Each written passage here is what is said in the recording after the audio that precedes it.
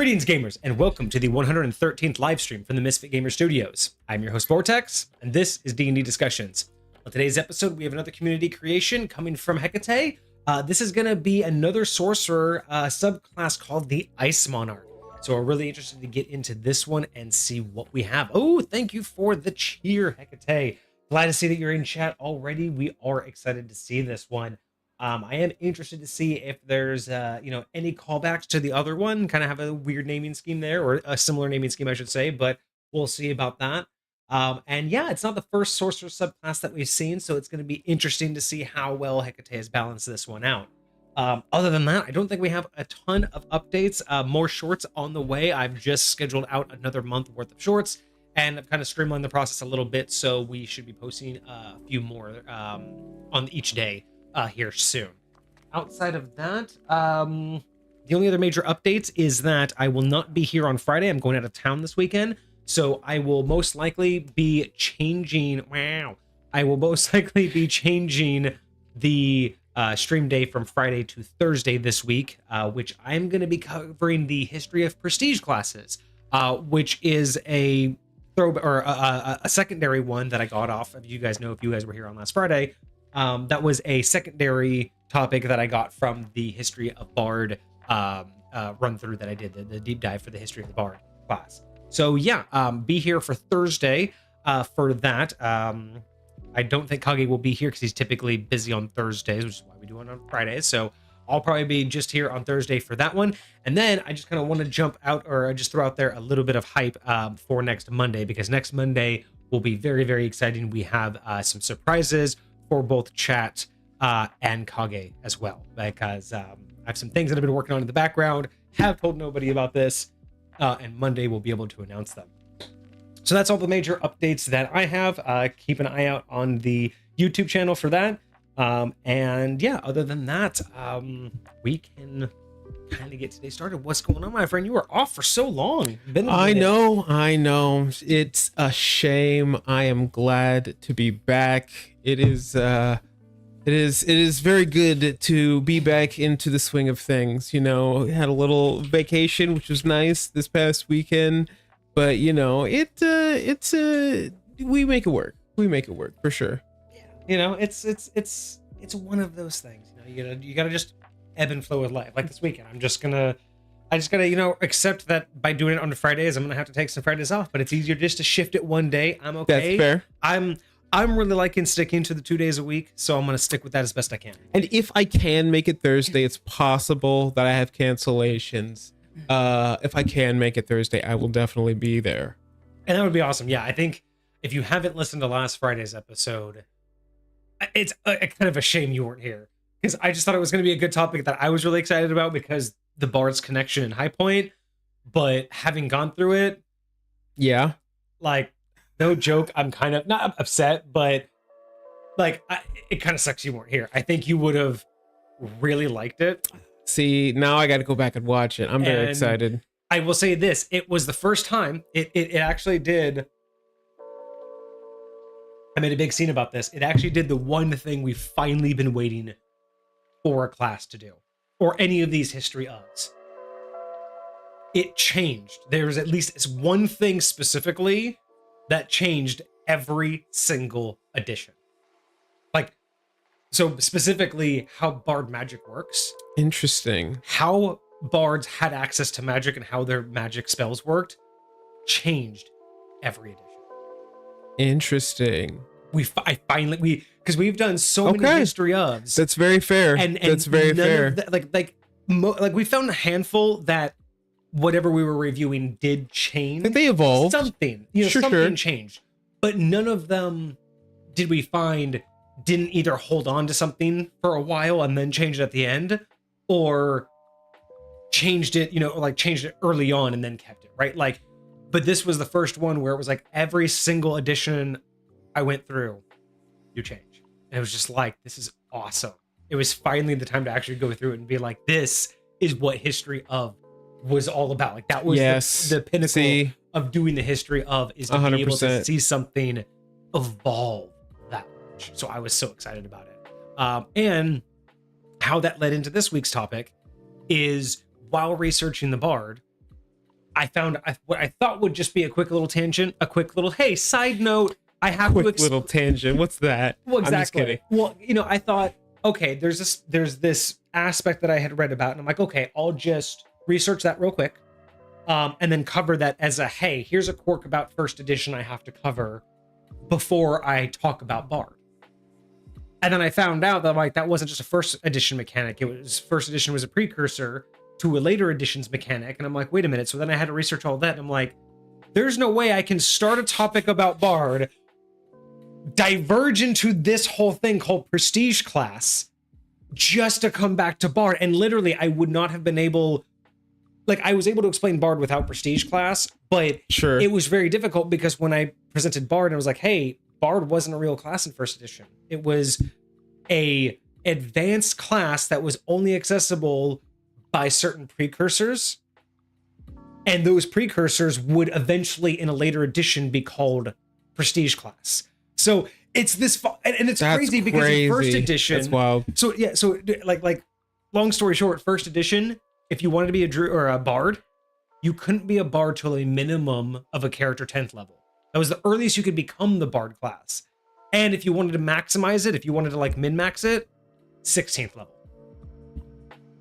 Bro, a class you don't get to start till mid to literally late game. That's crazy. That was first edition. And so that was the prerequisites. That was just that. And there was like a handful of other classes that I'm going to go through this week because again, there was like 5 other classes that first edition had that needed these kind of prerequisites, but they didn't call it anything. It was just, if you wanted to do it, you had to do all of these like hoops. Then second edition, turn them all into normal classes. Then third edition brought this concept called prestige classes, which looked almost an awful lot like the first edition's Bard and others. So third edition went back to first edition, picked up a concept that second edition dropped completely, and ran it. Dude, I'm telling you, it was such a cool history of, I've never seen, we have yet to run into something so rich. It was so, I had so much fun. Okay. Like, this is why I wish you were here, because it would have been so much more hype, right? Like, I had fun reading it, but it's hard to get hype without someone else's reaction. And it was just, yeah. It was good. You gotta definitely check that one out. And then again, if you can make it this week, we are going to go over those prestige classes. Okay. And the history of that. That so would be go cool. Back to the first edition ones that you had to get all the prerequisites for, and then we'll go into what third edition did with the actual prestige class. Okay. No, that's definitely a vibe. Okay. Well, damn. Missing out on all the good shit. I will be right back, y'all. Give me just a second. Speaking of hype, Hecate, I need you to know, ever since I put this subclass together, I've been hype for us to actually sit down and review it, because I've just, the little bits and pieces that I gathered from bringing it over into this format, it looks very cool, and I'm very excited to see the direction you go with it, because I've always liked the idea of these almost skinnable themed classes, right? And to see how you go about bringing out like the ice in a sorcerer, I'm very excited to see, especially because I love these new spells that we get to play with, and the condition. That's right, there is a condition. Okay.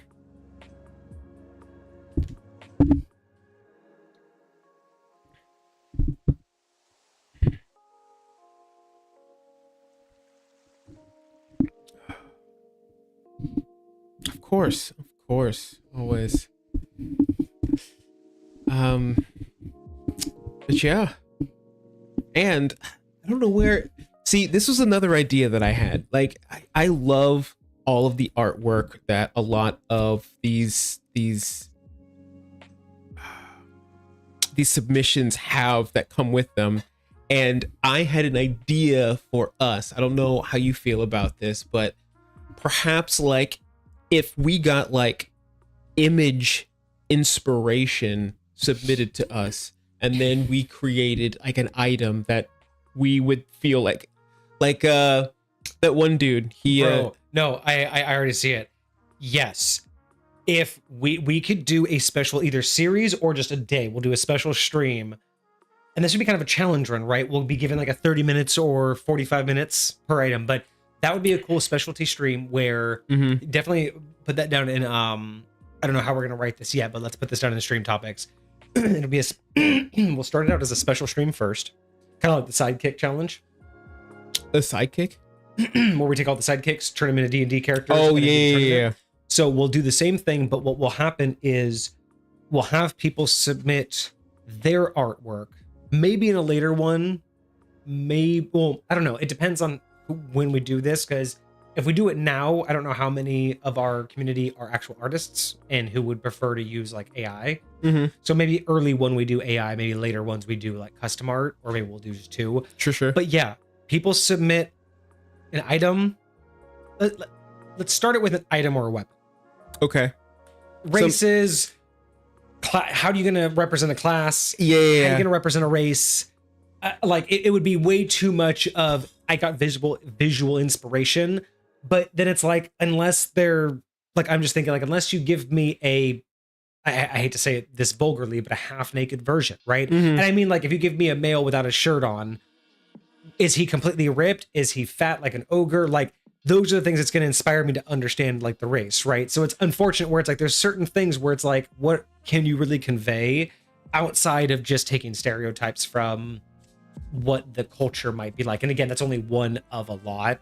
Very fair. Maybe we'll get better at that. But I do like the idea, especially I feel like it'll be easier for us to hone for items. Just like more a weapon. Like if you showed me like a dagger with certain colors, certain things on it, like I don't know, just like what we like Umbral Ember's Descent, the one that Cosmic sent in. Showed us that bow, what we could create because of what's on it.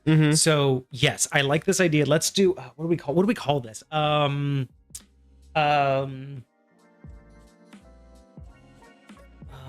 Image to item. I'm trying to think of like what's an easy note to take to tell us what this idea is, but also what's like a good title of this? Like what kind of an event would this be, right? Because I would love that we get like 30 minutes. So we'll like have a handful of them or an hour, and then we'll do it on stream where someone presents it, and we're just like, okay, what does this look like? What's it made out of? What are its stats? We'll fine tune it, and then boom, we're done. We'll do all of that, do like 3 or 4 of them, and then we let chat like vote on them at the very end. We present them and have like interesting. Okay. And again, we could do anywhere from like up to an hour, so we could really hone it in, or we get like 10 minutes. I was even thinking like rapid fire, like just so we don't spend so much, I don't know, necessarily downtime on stream. We might even just get the inspiration, come up with an item, like write it up, and then present it on stream, and then we could see. Hardest part about that is getting the feedback right, especially in chat form, is kind of difficult. Whereas like it's one thing for us to get a review and then give our 2 cents, but to while we're trying to explain our creations, to chat and then get their feedback actively. That's fair. I think if we did it live, like even if we got 10 minutes, right? So we're like, oh, boom, here's a dagger. It's golden. It has a red gem and okay, so I'm thinking gold, red dragon should have fire immunity, like we could sit there, we throw out a bunch of ideas, we spitball it, and then we give it a quick rundown. That could be like a 5-10 minute game. Like that's a challenge. Okay. Or again, we do it on stream for like an hour. And the idea is we have to make this as viable a D&D item as possible, right? So 2 different types of challenges, and we could poll chat, or we could poll the community and see which version they would like. Okay. Because I could see the value of, or oh my God, here's one stream. We build 5 items. We get we get to build 1 in an hour, 1 in half an hour, 1 in 10 minutes, 5 minutes, and 1 in 1 minute. Okay. So we have chat submit 5, a bunch of items. We pick the best 5. Oh, and even better, just we'll choose the 5 that we think we could do based off just a quick little, like, we just look at it and go, yeah, let's do that one, or some kind of thing. But on the day of the raffle, on the day of the stream, we'll put them all on a spinner. So we'll go, okay, first one is the one that we take an hour on, spin. Oh, got you. And that's so we don't get to choose ahead of time which one we think we'll get to do. All we get to do is choose the ones we'll do. And then we do a spinner choose on all 5 that I like. I feel like I can do that. That's my thing. It's like I feel like I could do that. Or it would be everyone submits them and then everyone votes on them, and then we just get the top 5 voted, and we just have to do the. I like this idea. Okay, we're gonna have to do this. Okay, because I don't think this could be a whole series. You know, I don't think we could do an episode on this all the time. But doing a challenge, like if we did this on a weekend, where we did a whole bunch, but it. Like, because you know how they do on YouTube, they do those challenges where it's like, I'm gonna look at graphic artists for $1, $10, $50, $100, $1,000, right? And then they give them all the same prompt and see what different levels of artists can do. Right. I kind of want to do that to us, right? What can we do given like 1 minute, 5 minutes, 10? And that's what you do. You start at the lower end. You don't start at the high end and lose all your creativity. You start at the low end, right? You're rushed. First image, 1 minute, go. We have 60 seconds to build out a magical item. And then the next one's 5 minutes, and then 10, and then it gets bigger and bigger until we have 5 items. Okay. And then the question will be, we'll have to poll chat on items. We'll have to get their ideas. I'll probably do another thread. And we'll have to have them poll. We'll poll them. I think it would be better if we were to do this cooperatively, because there'd be a lot more chat. If we were doing this like competitively, thank you. Competitively, I don't know, because there'd be a lot of us just sitting here scribbling shit and not talking out loud. So I think it would be better to do it co-op, because then we're just rapid firing ideas and writing it up and then being like, done, we're done, let's go. Okay.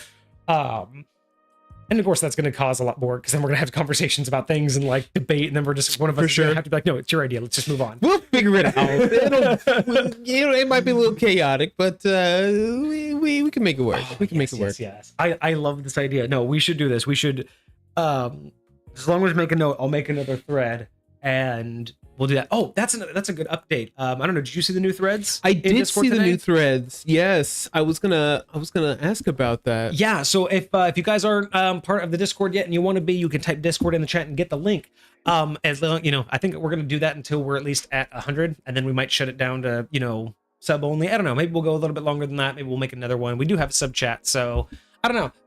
I feel like I kind of want to keep the Discord open, like long term. I feel like there's no real limit in the community. Like I don't think there's really any limit I would want. So that's fair. Yeah, I think I'll just keep it. That's awesome.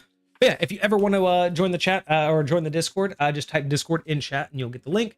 And in our polls section, so I have revamped and expanded our polls channel. So not only will we be doing polls there that you can vote on, but I'm going to start using threads the way they're meant to be used. And essentially, each thread is now going to be similar to a poll where we need feedback from y'all, but it's not going to be in the sense of I have the idea, right? So polls, it's going to be, here's the ideas. I want to know which one y'all like the best. In this particular case, they are going to be questions to you guys, and we want your feedback. So we have, for instance, a couple, special streams that we want to do, and we want to know some ideas. So we have D&D cocktail thread. So what I want to do is once I finish the Misfit Gamers Tavern, I want to start doing either side sections when we're playing games back there, and then we have like an intermission. I can step over to the bar and do like a little, mini like part of the stream.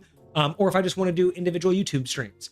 I want ideas from the community on D&D cocktails, things that are in game that you know of, things that are in lore books, like, just like fan fiction, real cocktails that you know of that sound D&D related, right? I basically want to know what people would like to see us try to make.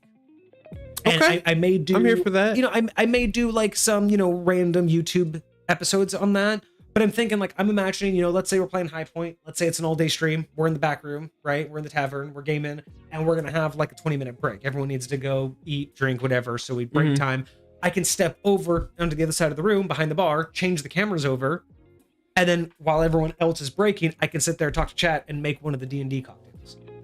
And just talk about that and do like a little 20-minute segment. That would be very cool. I make a cocktail, talk about it, drink it, and then I can cut that section out and make that a YouTube video later. You know what I mean? So I would love to do that. So we have a thread just so you guys can post and let us know exactly, Hecate, like healing potion cocktails, right? That would be very cool. So That would be very cool. Post, so in there, it actually has all the details. You click on the thread and there's a pinned message and it basically says we have 3 criteria for those, right? I need a name. I need a name of the drink.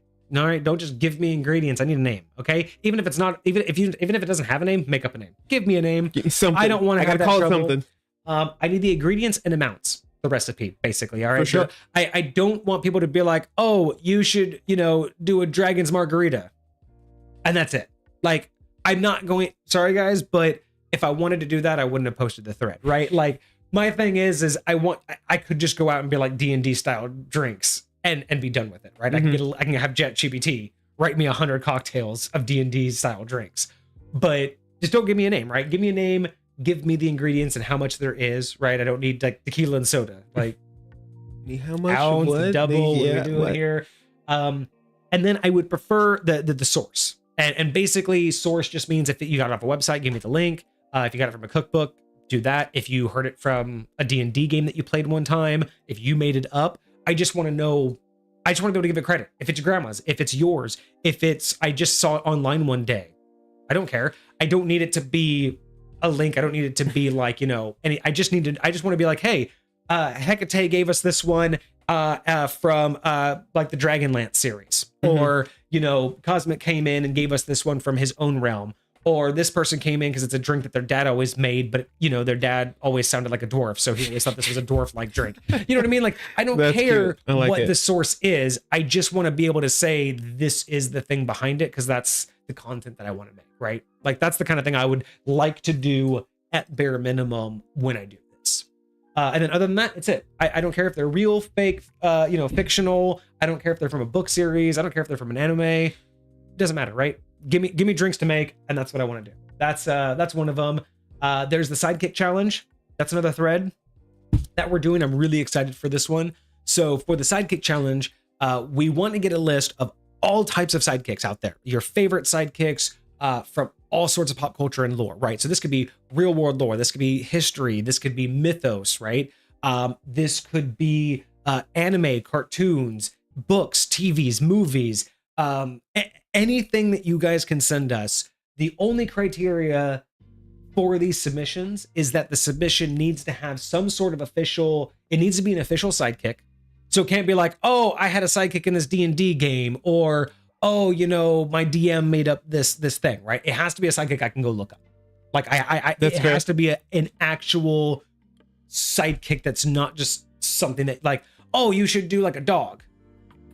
No, but cool. Like Scooby-Doo is a sidekick. Yes. That is I will accept Scooby-Doo as a sidekick. I'd accept Shaggy as a sidekick. I wouldn't accept Fred as a sidekick. In that respect, right? That's kind of fair. See what I mean? Yeah. So it needs to be like Gur from Invader Zim is a sidekick. No. And that is an official source I can go to understand. Question. What about, now this is a little wild, but like a show like Ed, Ed and Eddie, right? Are all 3 of them considered sidekicks, or all 3 of them like the Power Rangers? So. Like, are they all like primary? To be completely honest, I think Ed is definitely the leader. For sure. Right? For sure. I mean, obviously. Always coming up with schemes, doing all the things everybody else. And we're talking about Nerd Ed. We're talking about Double D. Oh, no. No, I'm talking about the short one. No, Double D is the bald one. Double D is the one with the hat and the nerdy one. Yeah, Double D is the leader. Like, the other one is the brute and the other one's the dummy, but the brains of the operation is Double D. Oh, see, the brains, yes, but I would say the leader would be the charismatic one. But here's why I'm not choosing it. That would be for them. And if people gave me all 3 Eds, then that would be a whole conversation. That's fair. That's fair. But good point. But okay. My point is, like, I don't want, like, no, but or if let's say there's an anime and there's a character and you see for one scene they have a sidekick, and that's all we know. It has a name and it has an image in a scene. That's not enough. Right. I need source. There needs to be some kind of depth. So like I said, the only criteria is it needs to be an official sidekick and have enough lore / backstory / source material. So when I say it's not 2 different things. I consider this one thing, right? It needs to be an official person with backstory. Okay. Again, if you saw a cartoon and there was a secondary character and there's not, like, if I Google it and says, yeah, they showed up in this comic on this page and that's all we get, that's not a sidekick, right? I need something I can look up. Like Gur, if you say Gur, I can at least go look up Invader Zim. I can look up what he did in different episodes. I can look up what robotic powers he has. I need something I can research to turn into a D&D character. What about somebody like, because my mind would go to one of my favorite anime is Inuyasha, okay? And there is a sidekick in there. I forget what the girl's name is, but she has this pet named Kilala. But they like fight together as a team. But so is there enough source material where either 100% in written or 100% anime form I can go and watch what it can do? Very much so. That's all I care about. But would it be both of them or would it just be one or the other? Because they do they're kind of like a little duo. Okay, if the strong enough argument is that they can't be separated, then I understand. No, they can be separated. So similarly, Bleach. Okay. What's her name? The first one? Not Ryuka. His mortal friend. The red yeah. I have a feeling Vixie would know this. I'm drawing a blank because there's Chado, there's Ryuka. I was just watching this the other day too. God bless it. I want to say it starts with an I, but I can't. But you know who I'm talking about. Right? Yeah, I know exactly what you're talking about. You know how they all get powers? Yeah. You know how she gets the hairbands that are like little robot guys? Yes. Those would not count as sidekicks. Well, so the question would be like, would those count as sidekicks or would she? Because they really can't operate without her, right? They don't operate independent. Yes. They are a tool. She is a sidekick. She's the sidekick that uses would come with that power. Yes.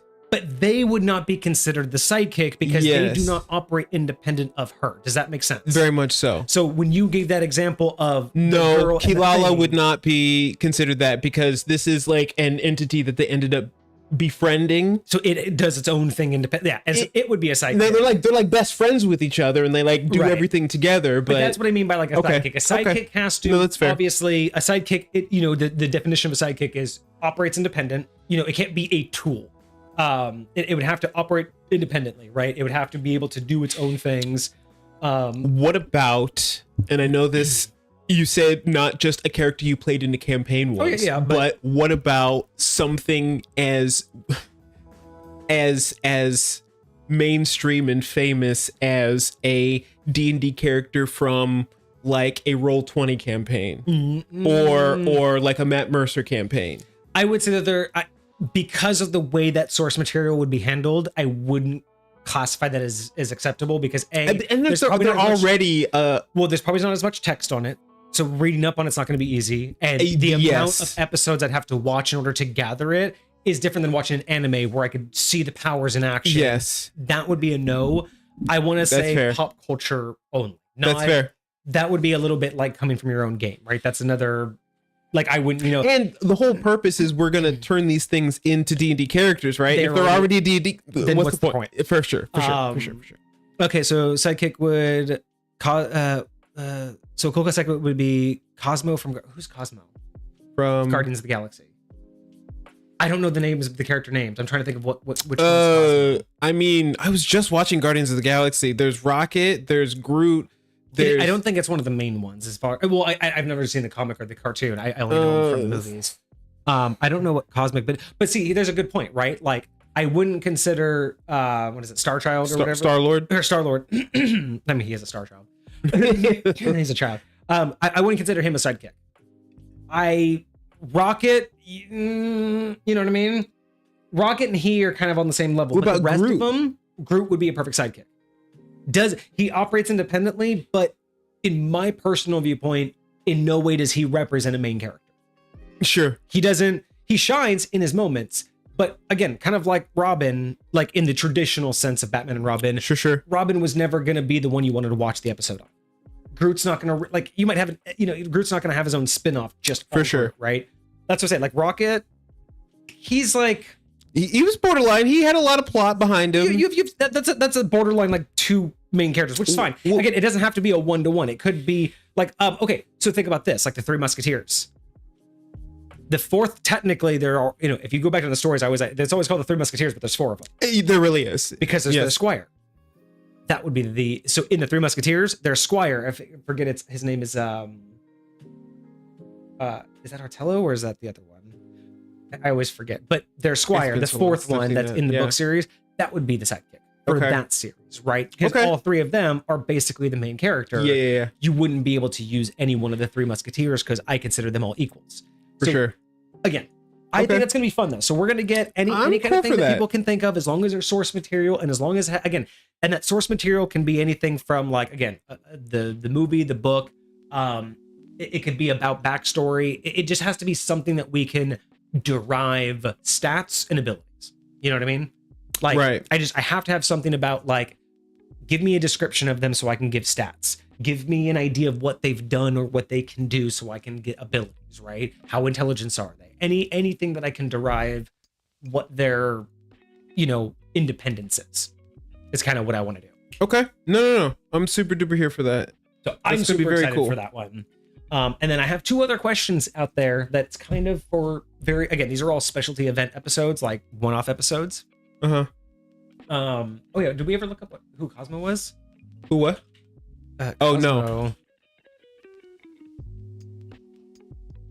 I can look up who Cosmo actually is. Oh, Cosmo's the dog. I forgot they had a dog. I just watched that one with my lady last night, and that dog's crazy powerful. So that would probably be a yes. The dog would be a yes. Okay. Sidekick. Yeah. All right, bet. The super dog. What's going on, Dez? That's right. And then the other Greetings, 2 questions Des. that we have, again, these are for more specialty episodes, like one-offs, or maybe, series. It depends on what people say. But the first one is, what should we do with all of the leftover plaster cloth from the Misfit Gamer Tavern? Oh, that's right. So I currently have 17 rolls of plaster cloth, which is basically what they use to make what they used to make casts out of and everything. And you guys, if anybody watched the Misfit Gamers Tavern live streams, you'll see what I've used them for and what they're all for. Hecate, I see that you changed the bits badge, by the way. I just noticed that. That looks so awesome. Wow, very cool. That looks so much to me, because if you scroll up in chat, you can actually see the original one, the default one. I like that one so much more. That's so cool. That's so cool. I like that. Thank you. I appreciate that. But yeah, so we have 17 rolls of it.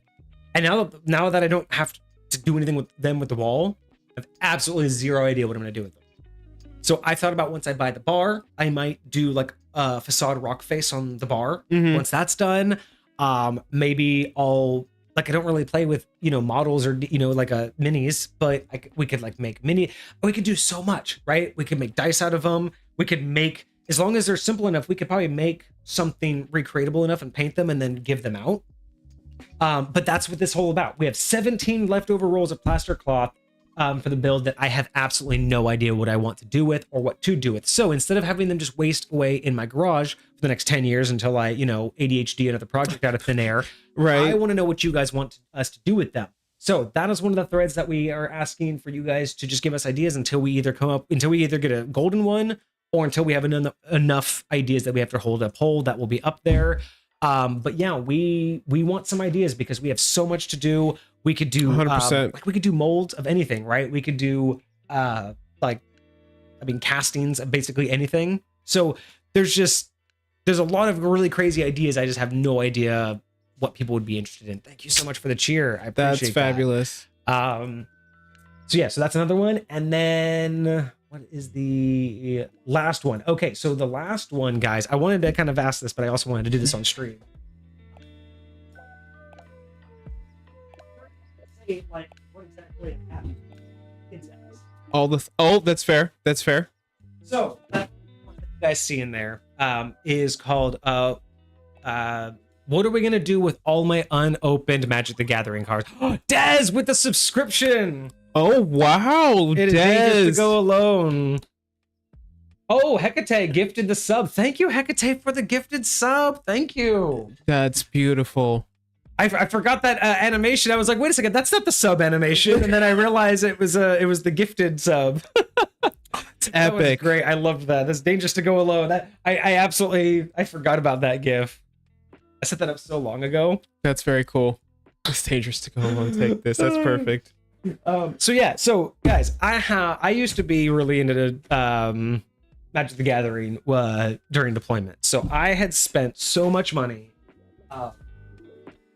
This entire bag is full of Magic the Gathering cards. Goodness gracious. I mean, I have unopened like protective sleeves. I have an unopened like protective booklet. Most of this stuff, I would say like 90% of it is open. I don't even like, again, this is those unopened packs? This is an unopened booster pack from a 2013 core set. Bro. Sleeve protectors that are unopened. The rest of these cards, there's some other booster packs in here. 15 card booster pack from So wait, what is this called? Which one's this? Avacyn Restored. If y'all are familiar, that's Avacyn. That's an unopened booster pack from there. So I have a couple of those. Oh, these guys. These guys used to be king, and I always made sure to never open these. These were the intro packs. So whenever they came out with the course, they would make these intro packs. Includes 2 boosters each. So unopened intro packs from Gatecrash and Return to Ravnica. Bro, Return to Ravnica was the shit. Dude, that's wild. That's wild. So I have like these 2 things, right? I have these 2. I got these guys, right? I got those full of cards. Mostly of these are organized, but mostly these are just like 90% of these are land. But yeah, they're like organized. So it's like you'll see I got what? Let's see. We get yellow or green, yellow, red, blue, green, black, blue, white. Like I have. God bless. I have 6 of these. At least 2 of them are full of land, just land. But I have 6 of these things full. 2 of them at least of land. I have my decks that I put together. Of course. I have count of 1, 2, 3, 4 gaming pads, which I might keep. See, the problem is those are cool. I like those as mouse pads. I'm not even gonna lie. Oh, dude, I didn't even think about that, bro. Like mine, I have one and I haven't used it in forever. Dude, that's clean. That's mad clean. I love that. Oh, this one was great. I loved this one. So it's like I got this. But like it's like I would love to keep. I want to keep these for the tavern, right? Like I will definitely keep these game pads. But you saw that 2013. These things are over 10 years old at this point. Oh, this was my favorite one. You were able to get a blank one. So I drew on it myself. So I got my numbers at the bottom. Oh, that's fire. And I got all the like hand drawn all of the things myself. You could tell how bad my artwork used to be. Dude, that's sick. Well, it used to be. It's not like it's any better now. And then just my numbers at the bottom. So it's like, you know, I was really into this shit. I love this. Oh yeah, this one. Oh, that one's cool. Well, I'll tell you this. I know some people who will subscribe to you just to get a look at whatever the heck you have in there. That is nice. I love that color. Yeah, I love that color. Super clean. I'm gonna get in front of the microphone here so everyone can see it better. That's sick. Yeah, like the detail was immaculate. So it's like I have all this shit, but all of this stuff is now 10 years old, and you can only go back like 2 years, you know, officially. So really? So I would never be able to officially game with this. All of this would only be with people at home. Wait, are you for real? Oh yeah. They do like you can't use them after so many years. So that's why it sucks that they come out with a new one every like 6 months. Wild. Well, every year they come out with a core set, and then every 6 months they come out with like a box set or a block or whatever. Anything that's 2 years old? It might be older than 2 years, but at this point, all of this stuff is gone. Like none of this. I could not go to a Friday Night Magic with any of this. And even house rules. Most people wouldn't even accept this in house rules because they're too old. And if I were to take my decks today and go against it, if I were to take these decks and go against a deck built today, I'd get slaughtered. It's because they got so many new mechanics that they just keep coming out with, and they keep doing different things. Although I will say, but some of the old cards they combo so well with some of the new stuff. It's but I'll tell you this though, right here. If this is the deck I'm thinking it is. Is this my Exalted deck? Dude, Exalted was one of my favorite mechanics. I just don't know which deck was my Exalted deck. I don't even know what that mechanic is. Oh no, this was my black blue deck. Oh, this was my I'm gonna mess with your deck all day long. This was my you're gonna burn a random card here and there. You're gonna just let me see that. Like this was my I'm gonna mess with your deck. I'm just gonna play with you. This was my blue red deck for attacking. I had a deck that was my favorite deck. Exalted. I just want to remember what the actual like Exalted mechanic was. Oh, Exalted. Here we go. So this is my Exalted deck, which was a black red. Black red was always my favorite colors. So Exalted. Whenever a creature you control attacks alone, that creature gets a +1/+1 until end of turn.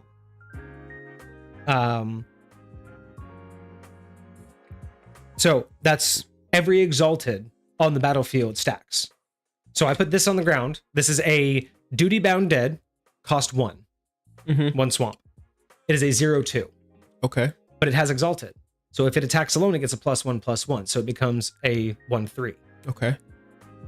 I have 3 of these, 2 artifacts, and 4 other cards, and all of them have Exalted. This suddenly becomes a +10/+10 by himself. That's wild. So my Exalted was so much fun because that's kind of dope. Everything I had out, everything I put down, like almost every other card I played, other than land, had Exalted on it. So I would have these. I would have like 5 of these out army. That's quickly. That's crazy. Because in a couple of games you just like boom, boom, boom. And now all I have to do is I would because the beautiful about Exalted is you defend with everything except for 1. So I would have a bunch of these guys out, but then I'd have 2 like I'd have a wall, and that's really all you needed. Defender. Yeah. So I would have like 4 of these guys and 2 major defenders. Everything but 1 of these would defend every round, and then I only need 1 of these because everything else had Exalted. So as long as my defenders were up, I only needed 1 fighter. That's what I love about Exalted is you only ever needed the 1 fighter, as long as you were. That's crazy. And then so like one of the biggest things though, that I have to figure out, like so all this stuff. It would be crazy if you did like your own little like old school draft with all of those. Just got a bunch of people who wanted to play with these old cards. So for the most part, that's just all my old cards. But then there's this. This is open just because of time, but this is essentially a completely unopened booster box from Gatecrash. Yeah. I got this for cheap because military discount, cash, for sure, all that kind of stuff. But this has, it's just boost. How many does it have in here? I forget how. Like I think it's like 100. Is this this display box? Oh no. This display box contains 36 booster packs, each with 15 randomly inserted cards. So I have 36 unopened Gatecrash booster packs that I have no idea what to do with, that are completely useless to me now. And these are... I'm going to give you a 2014 a Discord name to talk to. Because I thought about just going on eBay. And if that's what chat thinks about, right? If everybody in the thread just says sell them, I'll do a live stream where we go on, I'll put them up for sale, and we'll hope for the best, right? We'll see what happens. And I'll put all that money towards stream. But if people want me to open them, if people want me to do a live stream where I open every box and go through every card, we'll do that. Like if you have someone, dude, maybe you come across some like rare gem that's worth like stupid money. Hopefully someone will be watching. Like that's the thing is, right? Like 90% of my cards are used or in storage, so they're probably not in peak condition, but they're still worth. They're in good condition. All my cards are in great condition. Some are in poor condition. None are in prime, except for these. Yeah, these are the only things that are in like perfect condition. So, any ideas, y'all? So that's it. That's I like it. That's what the new threads are all about.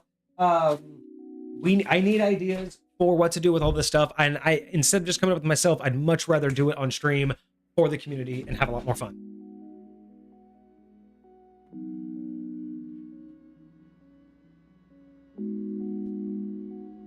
Ooh, that's what I'm gonna do. But yeah, if you have someone I can talk to for something, we'll talk off stream. Yeah. If you have some ideas, because Yeah. Like I say, man, I have no idea what to do with them. But I didn't realize you had all of that. I know they're not like gonna be that expensive. Like I'll Sure. bet if so if I put no effort in, I would be absolutely blown away if I could make $100. Like if I just took all of that to a store, you know, like if I took it to A1 Comics, because you know that they're not gonna like upbid me anything, right? They're just gonna hand it over. Yeah. So I would be surprised at in bulk if I just try to offload it. I'd be surprised at $100. Right. I'll bet if I spent time looking online, going through the cards, figuring out which like modules were the best ones, and then meticulously going through, I would say that I could maybe get $500 out of that whole bag. I just don't think, I mean, unless there's something rare, unless there's something super rare, I genuinely think that expensive. You have to think the most expensive card I got in there, unless it's super rare, the most expensive card I have in there is maybe worth $20-25. And I can't have that many of those. Sure. So $500-600 for averaging. Yeah. If you think the average card in there will be worth 50 cents, 30-50 cents, because they're like, you know, land's going to be worth 5 cents or less. Yeah. But there's going to be a couple cards worth $1, a couple cards worth the $2, maybe a handful, less than a dozen worth 10, 15, $20. Unless I get that rare card that's worth $40, Mm-hmm. I can't imagine more than $500 total. And then it's like, how much time do I have to put in to separate all of them, research them, put them online? That's fair. Would it be easier to go to an A1 comic or Denios, or find a card collector who's willing to gamble and be like, I'll give you $250 for the lot? You know what I mean? Like, there's so many different ways. Dude, I know just Magic the Gathering forums that would just like vulture like little bits and pieces of stuff off of you, like, dude. Like, if you know how to do it, let's do it, man. If I can make money off that bag, I 100% will. Okay, but because I don't know how, in an easy to let me look way, through it first, because I still have to play with my brother. All right, like my brother, whenever he has like birthday stuff, like he's always okay. We'll talk off stream about for that, sure. But anyways, I want some of that from you guys. Well, that's fire. That's fire. But yeah, that's the major updates from the Discord right now. We got those going, so we just kind of want to kind of have some ideas from you guys, and we'll have more polls and stuff like that, you know, in the near future. 100%, no doubt. All right, very excited. That's been enough updates. We have a review to do. Without further ado, let's get to this review. All right, so today we have the Sorcerer Subclass Ice Monarch submitted by Hecate. Let us begin. All right, so we do have a description. We always like ourselves a good description, don't we? One moment.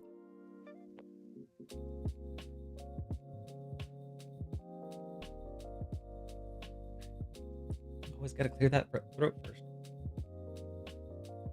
And then, of course, I try to breathe water. That's not what it's for. That's not what it's for.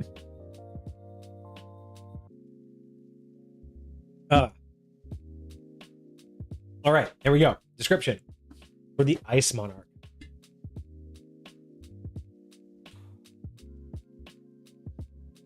As the frigid... Oh, wow. Already messed up. As the frigid air freezes the living from the... Oh, it freezes the living. Okay. As the frigid air freezes the living from climbing on treacherous mountaintops to white dragons blowing their cold breaths onto creatures. Did I read that? I don't feel like I'm reading that right. I think it makes sense.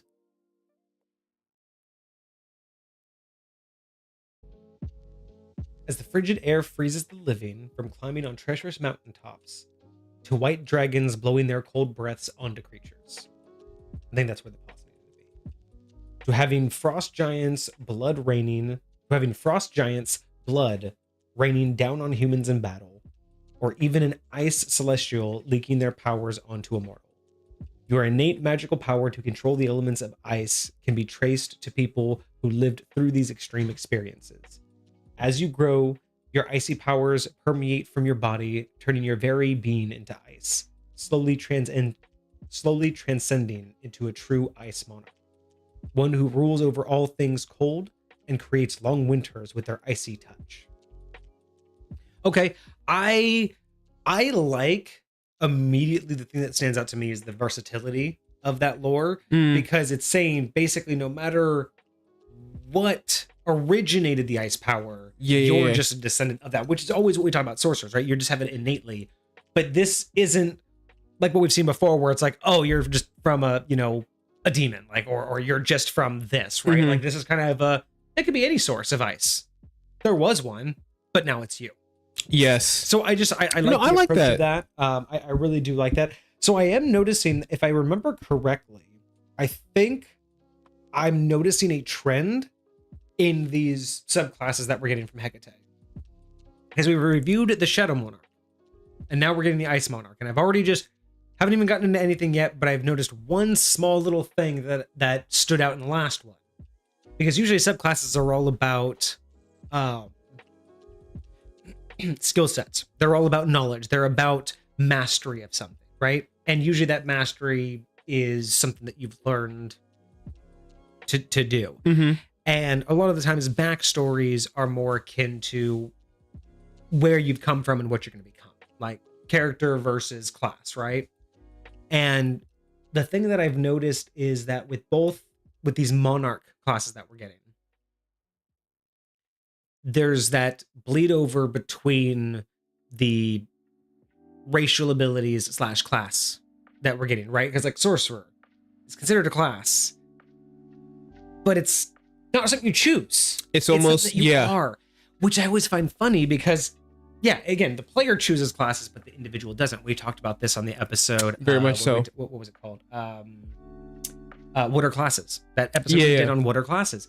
This is what we talk about, right? Classes are so much more than what you are, and sorcerers are a great representation of that, right? Because you, the character, didn't choose to be this, whereas some characters choose to be a fighter in game. You were just born with this, right? And the difference here is in other subclasses, the approach is that you're trying to master something you've chosen, whereas with both of the monarchs, the narrative has been embracing, not mastery, but embracement and transition. So not just like normal subclasses feel like you're trying to master something that you want. Both of these feel like you're trying to embrace what you are, but on top of that, it's the being transitioned into it, overcome by it, becoming the shadow, becoming the ice, like it engulfing you, not just in power and in influence, but physically engulfing you, physically becoming part of it. Both of these have had that so far. So I'm just wondering if that's going to be this ongoing thing that we see with all of the monarchs. Is the key is that it's that extra like little bit. It's not something that they've chosen to be. It's an acceptance to let it just overtake you. Interesting. I'm curious if we'll see any other like connections like that with Shadow Monarch, but just so far both of them feel like that's the whole point. It's to become one with this thing that you have. And I kind of like that narrative for a sorcerer. It's not just I have this power, I don't care how I got it, but this one's more of the I don't care this how is I got it, who I am, right? Like this is who I'm going to allow myself to be. It's awesome. Great start with that description. And then did you find this artwork or was this provided? This came with the submission, so this was their artwork, and it is absolutely beautiful. This is the vibe that we're going to be seeing. Like, I just love the imagery that this presents for. It gives me Witcher vibes. I won't lie. I won't. When I was scrolling down, I was half expecting this to be a wolf's face. I'm just saying. Sorry. It gave me that very Witcher game vibe. But I know you're absolutely right. Like, this looks dope. It has like all of the signature pieces that you want for it. It's not like too overdone. And apparently, Hecate says there's 2 more monarchs. Very nice. So very nice. Hopefully we will see this theme continue. All right, so here we go. Ice magic. And you've been wanting to see this for a while. Yes, yes, I have. Actual ice magic. Yes, I love getting to see stuff like this. All right, so ice magic. You learn additional spells when you reach certain levels in this class, as shown on the ice spells table. Each spell counts as a sorcerer spell for you, but it doesn't count against the number of sorcerer spells you know. Whenever you gain a sorcerer level, you replace one spell you gain from this feature with another spell of the same level. The new spell must be an evocation or transmutation spell from the sorcerer, warlock, wizard, or new ice mage spell list, or ice magic spell list, which we'll go over in just a second. In terms of ice magic, at first level, you get Frost Breath and Glacial Touch. Then you get Icy Stalagmite and Glacial Coat. Glacial Blizzard and Frozen Snap. Glacial Palace, Freezing Aura. And Curse Word Freezing and True Iceberg. I gotta say, I'm kind of upset that True Iceberg wasn't Glacial Iceberg. Interesting, yeah. Or just Glacier. Oh, ooh. Honestly, Hecate, that was your miss. Because you have Glacial Touch, Glacial Coat, Glacial Blizzard, Glacial Palace. This should have just been straight up Glacier. Because Glacier and Glacier is just an iceberg, but gargantuan. I think that would have been the proper naming scheme. I cannot. It's because of the condition. Gotcha. I cannot get over Curse Word Freeze. If Curse Word Freeze is what I think it is, we're gonna find out. Like I'm too excited for that because I would just I'm just gonna be quiet. It also says in addition, consult the Frost table and choose or randomly determine a way your connection to pure blue ice manifests while you are casting any of your special sorcerer spells. Yes. So with that, you do a one. So this is randomly determine or choose. So 1d6 to randomly. Mm-hmm. And this is something that will happen every time you use any sorcerer spell. Is it any, or is there any ice? So pure blue manifest while you're casting any of your sorcerer spells. I'm assuming that's any from the new magic. So Hecate, can you confirm that when you say any of your sorcerer spells, you mean the specific ones that you created, like up here, like these ones, or do you mean just any sorcerer spell period? Because that's a big deal, right? Whether it's just any spell in the sorcerer. I mean, I do feel like this is going to be more cosmetic than anything. I don't think it's going to be, but it would depend on is it absolute every spell, or yeah, ice-based spells, basically. And I think it would make sense, but I mean, either way, the vibe that I'm getting from what's happening here is so just the ones that he created on the new spell list. Okay. The vibe that I'm getting from what's happening here is that like everything you do is ice, like whether you want it to be or not, what I mean? It's like whatever it is, like even if you had like a mage hand, it would be this like icy mage hand with like with frost permeating from it or whatever the case may be. So this comes back after going to the bathroom when it comes back to what a gift itself. It's like, oh snap, thanks. That's awesome. So this goes off. So yeah, this goes off specifically with any of these created spells. So these are all the specific spells, not any spell, just the specific ones to the ice. So one, you get any one of these 6 will randomly happen when those spells go off. An icy mist emanates from your body. Okay. Your skin glows with a blue sheen. Interesting. Snowflakes are lightly tattooed on your body. I like that. So that's just there. I wonder if they'll go away over time or if they just keep on piling up. That'd be dope. Interesting. Water within 5 feet of you freezes with thin ice. I'm assuming not enough to walk on, but just right, like kind of like like just the surface tension of it. Okay. Your body cools the area within 5 feet of you. I feel like that's the same thing. I mean, water freezes, the area cools. I mean, I get the difference of water freezing versus like an aura of cold. Yeah, it's a little bit different, but I feel like those two could have been the same one. Your clothes are covered by a frosted layer of ice. Okay. I think the difference, like 4 could have been water within 5 feet of you freezes, and then 5 could have been the temperature within 30 feet drops by a noticeable amount. Interesting. Not makes the room freezing, but the difference between I could be surrounded by water or rain and then be surrounded by ice that's now piling up, versus walk into a room and the whole place chills. That would be wild, because especially if you're trying to be stealthy about your spells or something like that, and that's your side effect. You get cold. And like in this, just the specific area that you're centered in is what, because it happens on you, even if you're casting something far away. And like sorcerer, you can do subtle spell and all kinds of craziness like that, but I doubt your subtle spell is going to stop this from happening. I don't think it would. All right. And so like everybody around you, like they wouldn't know it was you. Like you're just, oh, I don't know, I'm chilly too. But that's what I say. It wouldn't be like the room's cold, but it would be just a noticeable amount. So it's almost just like someone would be like, did the AC just turn on, or did someone open a window? Not like it's going to cause any detriment effect. But still, like 30 feet, everybody just goes. But imagine there's a detective and they are like noticing a pattern. Like every single time one of these incidents occur, there's a noticeable drop in temperature somewhere nearby. I get why they said 5 feet, because you don't want it to be like a big deal. But I think if you said 30 feet, essentially enough for a room. Sure. And it's just, it decreases by a noticeable amount. We're talking about 1 to 5 degrees, right? About 2-3 degrees is when the average person would notice. Again, like when the AC turns on, right? You would just kind of notice maybe a slight breeze. Again, it's not detrimental. It's not going to hurt anybody. It's not going to make someone who's already sick any sicker.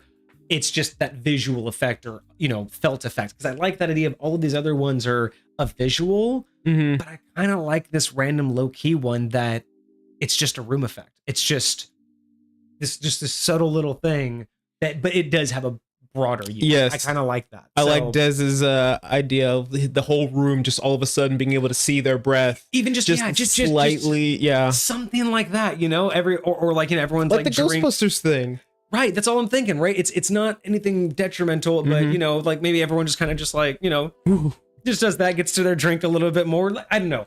I think that would be a little bit slightly nicer than just 5 feet of freezing or 5 feet of cold, because 5 feet of cold around you, like that's only the square you're in. Technically, you'd want it to be 10 feet if you wanted anybody to notice, unless someone was touching you.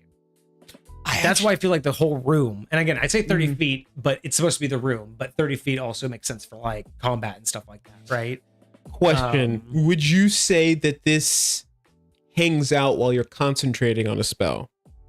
If the ice spells require concentration, then I would rule that the effect is maintained, because it's tied directly to the special ice spell. So if any of the ice spells have a lasting effect, I think it would be kind of cool if that, I don't know, maybe that actually gives you a power, but I think it would be kind of cool if number 4 actually allowed you to like walk on water, like literally like you step out and like this area around you was like frozen and you could just like walk on top of water, but specifically only like while you're concentrating on an ice spell. I mean, there would be other abilities though. Like there is water walk, yes. Or there's things that can make you lighter. There would be other abilities that could probably do that. So, but yeah, okay. No, I'm liking that. Okay, so let's look a little bit before we continue to the actual leveledness. Let's look at some of these new spells, and then you can give us the rundown of a standard sorcerer, so we can get a picture.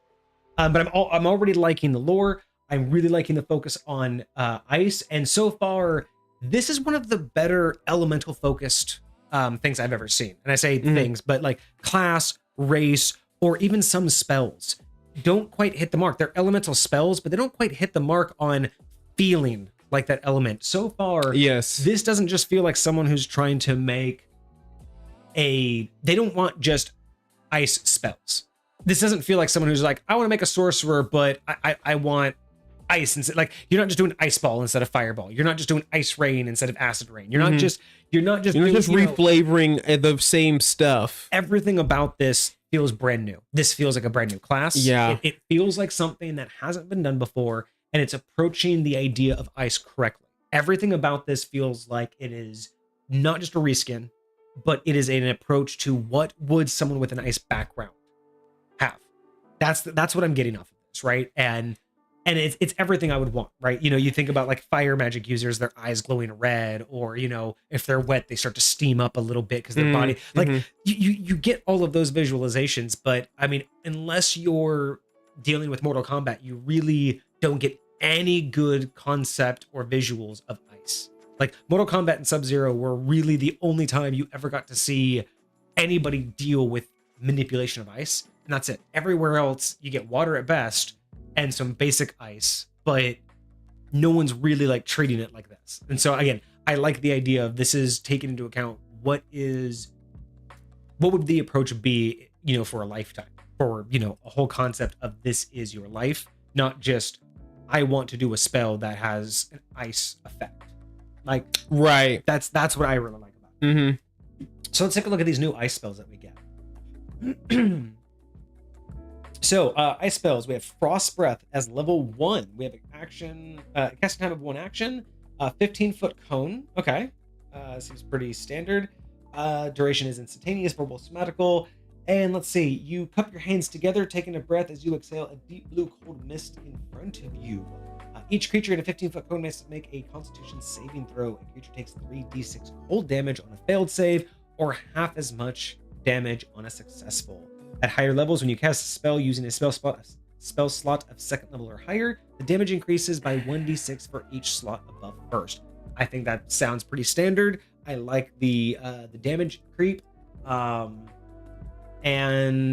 I'm always in favor of a good breath weapon. I think breath weapons have been kind of forgotten a little bit in 5th edition, to be honest. I mean, they have them on Dragonborn. They have the spell just Dragon's Breath, which will vary based upon, which is relatively similar to this. I think this is just very breath weapons in general are slept on. They are. They're really people forget about them when you are Dragonborn. Like, well, and they're only ever given to dragons. Like it's a concept that was originated from dragons, but more creatures. I think just more things you need to be able to have this. Even this class, I think it's good. Des is looking over my library. Any content you guys want to have in the queue? I can give more subclasses, races, backgrounds. What are you guys feeling? Well, I will tell you this.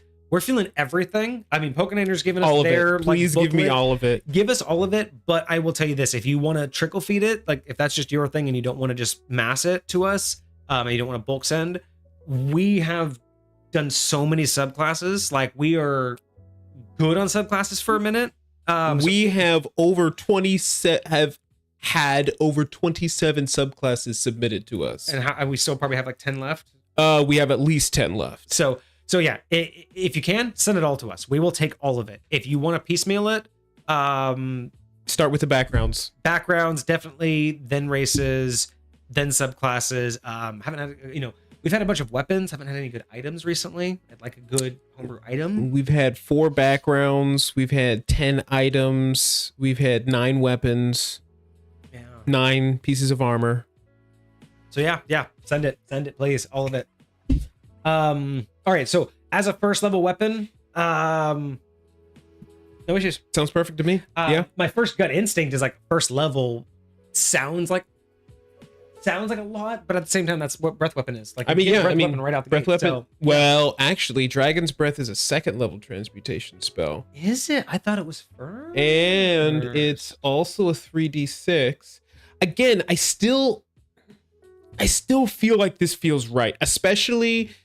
And I'm going to say this, especially because this is an Ice Monarch. And I'll say that because it's like, it should be more innate for you to do this. Like, this should be just like Dragonborn get it as an at-will thing they can just do. At level 2. Is it at level 2? Or so Dragonborn get it at base level. Yeah, right? you're born a Dragonborn. And it's a normal second level spell. So yeah, no, this is actually the mid ground then, right? Because it's still a spell. It's not an innate ability like Dragonborn, but it's not quite as you're still expending resources to do it, but it's just not as much. So would we say that it should be like is a 3d6? Well, no. Okay, it's not. Yeah, I think that's good. I think it's actually the good middle ground, because again, it wouldn't be any good as an innate ability unless it was weaker, and it would kind of be. Again, it would just be another reskin if it were just a level 2 version of Breath Weapon. So no, it actually, that is what makes it proper for this class. Wow. Yeah. No comment. Okay. Glacial Touch. This is also a first level spell. Okay. 1 action, range touch, verbal, somatical, instantaneous. Make a melee spell attack against a creature within reach. On a hit, the target takes 3d8 cold damage. and becomes permafrosted until the end of their next turn. At higher levels, when you cast this at second level or higher, it's increased by 1d8 per spell slot. So let me just get this straight. First level spell gives you a 3d8. Let's just before we get to the second part. Yeah. 3d8. It's less than inflict wounds, which is also first level. I'll say that. Is it? Inflict wounds is, I'm pretty sure, 3d10. 3d10. Yes. That's why I wasn't even thinking about it. Honestly, much. the one I was trying to pull up was Smite. Smite. I was trying to relate this to Smite. Interesting. Let me actually look at Smite. But Inflict Wounds is better because Inflict Wounds is a spell. Yes. Smite is more or less it's off of something else. Yeah. No. I think you're right. I think if that's the case, then that's fine. Let's look at what permafrosted is. Permafrosted condition. A creature under the permafrosted condition is under the following effects. The creature's speed is halved, and it can't benefit from any bonus to its speed. I like that. Has disadvantage on attack rolls. I like that. Disadvantage on dexterity, ability checks, and saving throws. I like that. It cannot make opportunity attacks when a hostile creature that it can see moves out of its reach. So it just can't make opportunity attacks. Yeah. Yeah. No, that's not even OP. So this is something, because that terminology, if you go back to that first line where it says can't benefit to any bonus to their speed. I have had the question, does that include dashing?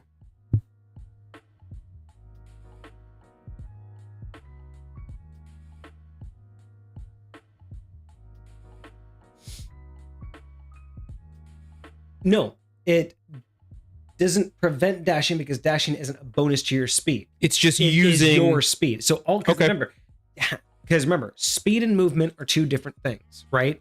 Like the concept of speed and movement. One is a distance in a given time frame. The other is how far you can actually move. Like, again, you may have a distance of total 30 that you can do in a 6-second period, but this turn you may only have 3 squares of movement, right? You know how far you could go, but that's not how far you can go. So even in this, you could dash, but your speed, the distance you can go in that time frame is still half. So you're still slower. You're dashing, but you're dashing at half speed. What this is saying is you can't be hasted and get normal speed. Like if you were, because normal, haste would double your speed. Mm-hmm. So if you were halved, you can't haste yourself to get normal speed. You still have detriment speed. Got you. Someone can't give you.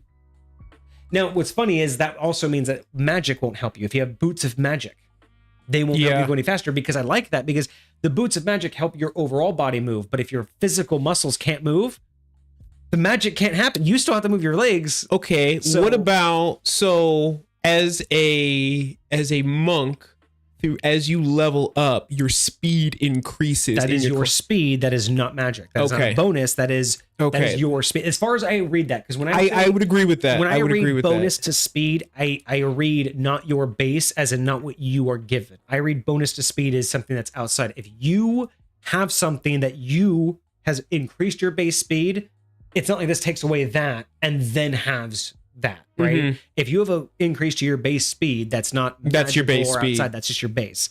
This is like if you have dexterity bonus to your speed for some reason. Mm-hmm. If you have a magical item, if you have someone has a magic on you, haste. Those are the things that I think it's overcoming, in my opinion. Okay. What do we got in chat? Catapult, first level spell, 3d8 bludgeoning at a maximum range of. Okay, so catapult, that kind of makes sense. Then Ross says dashing increases your movement, not your speed. So Interesting. Remember, your speed, speed and movement are different. So that's fair. So dashing increases your movement, but not the So again, it increases the distance that you can go, but not how fast you get there. But again, what it equates to is you'd still be able to dash, but half the distance. Yeah. So it's that's why it's so easy to conflate those two, or to conflate those two, right? Yeah. Because technically they mean different things, but when you use them in the context of like gameplay, they end up at the same location, as in you're still going to get the same outcome, but it is weird. Sometimes you have to eliminate what they mean. But no, I think permafrosted condition is awesome. I think it's very cool. I think this is well balanced. It feels like it's going to attack a lot of things, but all of these things aren't like, oh my god, that and that and that. It's more of a, oh, that makes sense. And yeah, well, you might as well throw that on too. And it doesn't feel overpowering. Like attack rolls and dexterity are two different things, right? It's not like you're hurting their strength. You're only hurting their ability to attack. But their dexterity makes perfect sense for saving throws to be, at a disadvantage. So I'm on board with that. And I'm on board with the Glacial Touch. I like it. Yeah. So far I'm good with those. Glacial Coat. It's a 1 action touch for both magical material, which is going to be a cup of cold water, which should not be very difficult for our Ice Monarch to conjure. Very fair. And then concentration up to 10 minutes. There you go. Your fingertips turn blue as icy mist falls from them. When you touch a melee weapon, it's coated with an icy coat of frost. Attacks made with that weapon deal an extra 2d8 cold damage, and creatures hit make a Constitution saving throw or become permafrosted until the end of their next turn. So this one is you can imbue a weapon. Bro, there needs to be so many more spells like that that just enhance a weapon really quick. Because that's a huge issue is you got mundane weapons forever and nothing to overcome. The Artificer is the only one that can really do that, right? Artificer innately is the only one that can do that just as their class. But outside of that, like a Paladin, I think also gets like Holy Weapon, but that's not until like way late because their spellcasting is so delayed. So it's like... No, I like that as a buff, especially to a person. Like, that's cool. You can touch a quiver of bolts or arrows, and 12 pieces of ammunition are coated, dealing 2d6 cold damage instead. That's fucking dope. Creatures hit must make a Constitution saving throw or become permafrosted till the end of the next turn. See, I like that. And you can coat melee weapons or quivers up to your proficiency bonus. Write it down. And then at higher levels, using a 4th slot or higher, this increases by both 1d8 and 1d6 respectively. Okay. I'm okay with that. Okay. No, this I like these abilities. I'm curious if you would let this work on something like a Monk's Fists. Somebody, he's just like, here, let me touch your fists and your feet real quick so all your unarmed strikes can do icy damage. Or if you'd have to just pick your favorite fist. Yeah, exactly. But yeah. No, I'm glad they're getting some really good use out of the permafrosted condition, and I think they're doing it in wonderful ways. As well as again, something that's so, although is it, I don't know. I kind of feel like this could be a 2nd level spell instead of 3rd level. But maybe I don't know, because that's 10 minutes of being able to do this. Like, that's see, I would concentration of 10 minutes for anyone's weapon. I would make it. I would go that I'd make it down to 1 minute. I'd bring it down to 1 minute and make it 2nd level, and then just give it a little bit more versatility. Because I mean, to be honest, you're really only going to be using it for one battle. Like if you're planning on getting into 2 different battles back to back within 10 minutes, like now I do want to see what other spells of this type do. So there's another spell called Elemental Weapon, which is another 3rd level spell, and it basically turns it into a +1 and gives it an extra d4.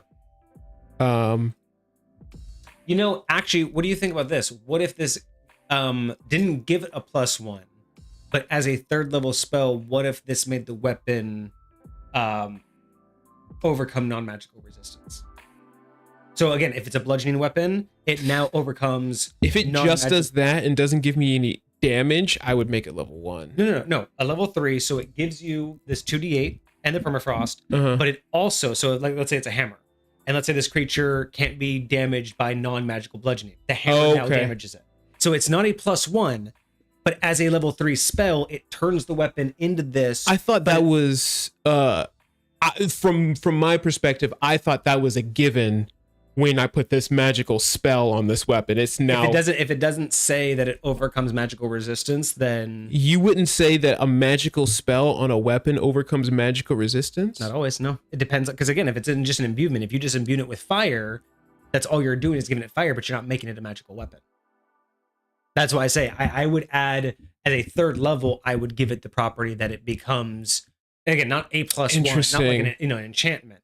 But yeah, I look at magic when you put magic on a weapon, it depends on what you're doing to it, right? Like an enchantment to make it a plus one, or an enchantment to make it do damage as if it were magical is different than just giving it the ability to be hot like fire, right? Like to me, those are different intents of magic, and just because it has an aura of magic doesn't give it a magic I'll give you property. that, because especially because in Holy Weapon, it specifically says if the weapon isn't already a magic weapon, it becomes one for the duration. Now this one's concentration up to an hour. Yeah. Now that one, you say you're going down to a dungeon, you could use that for an hour. I do hate that it's concentration, but Yeah, that's the elemental part though. Concentration for an hour. I know, good God. But let me look at magic weapon. Yeah. Because it literally says magic weapon. It says you touch a non-magical weapon until the spell ends, it becomes magical, and it gets a +1. That's a level 2 but spell. that is the specific intent. Yes. Right. So again, in my so as far as as of right now, this doesn't. Yes, as far as I've always understood, it has to say this weapon negates or becomes magical in order for it to do that. Now, that specific 2d8 damage would clearly overcome it, because it's not bludgeoning, piercing, or slashing, because that's all it resists. Cold damage. So if they're resistant to non-magical cold. See, well, maybe that's different because that's magical cold. But yes, you're right. If they're resistant to bludgeoning damage, that you won't bludgeon them with your 2d6, but you will get the 2d8 cold damage. Yes. So yes, it will overcome the resistance to the damage type. Okay, no, that's fair enough. That's fair enough. And actually, there is an argument there. Some people would actually argue against that. They would say, well, let's say they're resistant to bludgeoning damage. Mm-hmm. This is only adding damage to the bludgeoning weapon. And if the bludgeoning weapon is what they have resistance to, it doesn't matter because they're still resistant to the weapon. So there's an argument there. I could hear that, but I would also say that because it's not like, you might be resistant to your skin might be tough, but like it can also freeze. You know what I'm saying? So it's like that's the mode that I'm on, right? Like if you are resistant to bludgeoning, but I hit you with a hammer that's as hot as hot iron, it doesn't matter that you're resistant to bludgeoning. I'm still going to burn you, right? So I'm on the camp with you that you would resist the damage of the weapon itself, but not the magical extra. Mm-hmm. But there is an argument to be made that it's only extra damage to the damage type, and therefore I would hear that. I would say, but yeah, I'm not saying I agree with it, but I do love that. I love that about D&D, right? There's an very argument much so always to be made on what side do you believe in. Mm-hmm. And I think it's just a fun argument to have between DMs. Not an argument, but I think it's a fun conversation because I see both sides. I can see the mechanicalness of it's increasing the damage of that type. Therefore, they're still resistant to that type. But then our argument is, but they're not resistant to the effect. Right. And that's I think the line. That's the line we're talking about, is the mechanicalness says it's the increased type. We like to look at it more from the narrative. But hey, that's the beauty. Right. Okay, so otherwise though, I think that you're right. With this being a level 3 spell, what did you decide, like, because the 2d8 damage and the permafrost, you were saying that this might be better as a level 2. Yeah. I think if we I think it really should add in, it overcomes non-magical resistance. Doesn't make it a +1, just non-magical resistance. Mm-hmm. I think Chef's Kiss, level 3 spell, ideal. I think you're right. As a level 3 spell, it feels just shy. And 10 minutes feels too long. If it gave you a overcome magical resistance, the 10 minutes makes more sense. But without it, 10 minutes just doesn't feel right. It should just be 1 minute, and it should be a level 2 spell as is. I think you were right. I think here's, and maybe this is too much, but I think let me look. Yeah. Elemental weapon. Yeah, but so I think that you could, to keep it level 3 for me, make it an hour and maybe drop concentration. And I know, again, just because I feel like concentration for an hour, and that's rough. And especially when I think about what you are and like what you're doing, and like what you're like going to be doing. Like, am I really going to be focusing on this the whole time while I'm like trying to hold that there and while I'm doing other things? Like, to me, it feels like the magic that I'd be imbuing into that blade would just go into it. Like, I would like throw magic that I have into myself into this blade or into these bolts or whatever the heck it is, and then it would just stay there. That's to me how it feels like this magic would work, and I feel like that would be an argument for no concentration. I know that this would make it probably too complicated, but I'd almost want this to have the verbiage of concentration is only like basically concentration is only necessary when you're not wielding the weapon. Interesting. So if you cast this on your own weapon that you're holding, it's up to 10 minutes, period. And you can still do all your other shit.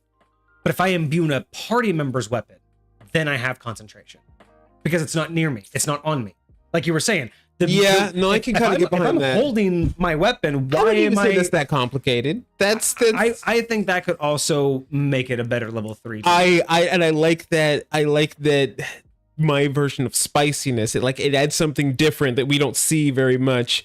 But also makes a whole lot of sense for what we're trying to present here. Plus, really, I think that's a better mechanic in general. Is wizards should have, like, the closer something is, the easier it should be, right? Like, I think there should be more spell effects of it's not just a range, right? It's not just it works within this range or it doesn't.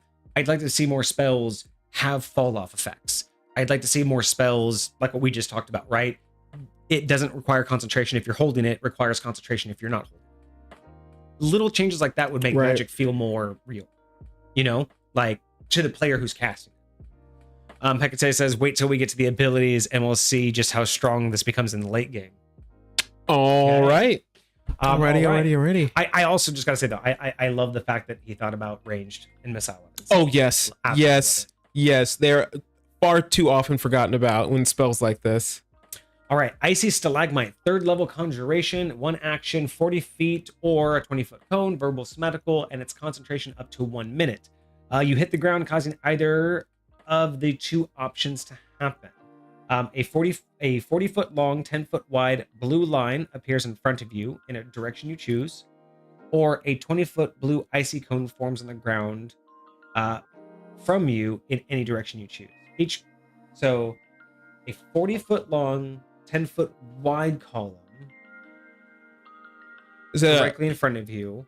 Okay. In any direction. Or a 20-foot column. It's a 20-foot cone, right? Or icy. Okay, so a 10-foot long, a 40 by 10 blue line. So like a wall. Like lightning bolt. Gotcha. Like a just straight line. And then versus a 20-foot cone. Like burning from hands. Your position in any direction. Yes. Okay. So basically, yeah, like you're saying, lightning, 40-foot by 10-foot lightning, or a 20-foot cone. Gotcha. So each creature hit takes a dexterity saving throw. On fail, they take 3d6 cold and 3d6 piercing, or half as much on a save. The spell's area is counted as difficult terrain, and a creature that enters the area for the first time on its turn or ends its turn takes 1d6 cold damage and 1d6 piercing damage. At higher levels, this increases 1d6 by each slot of the third. That's...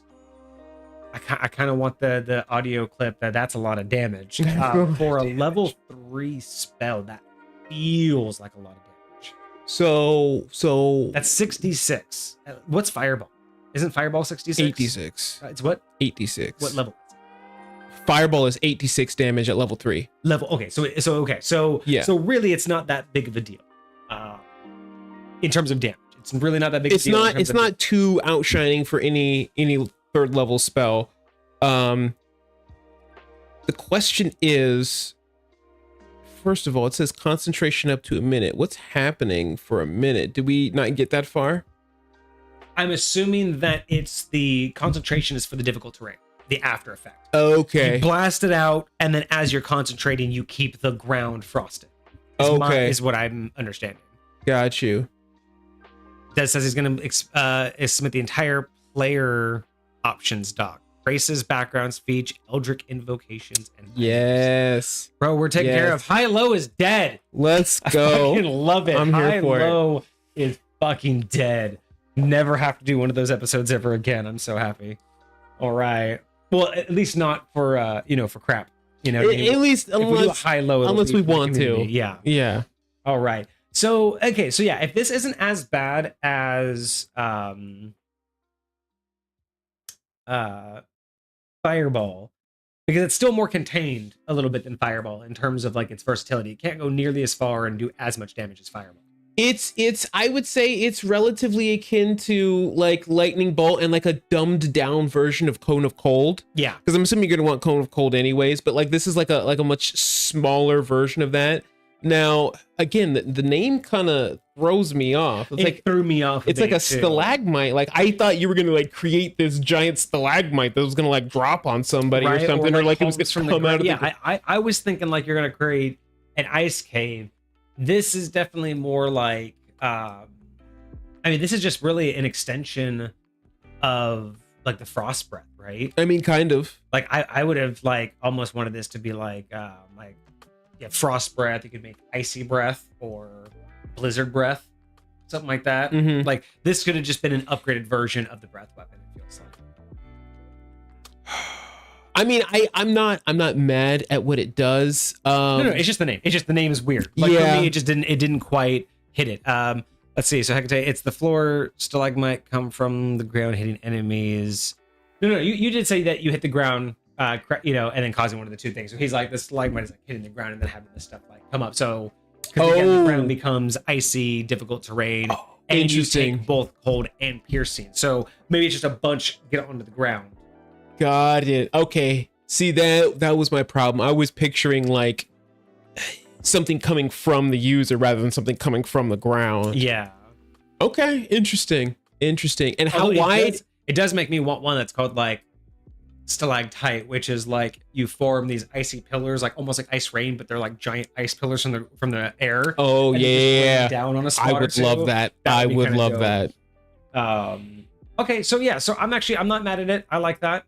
Again, it's going really well with the character build, and I like the addition of the difficult terrain with damage. Like I do like that.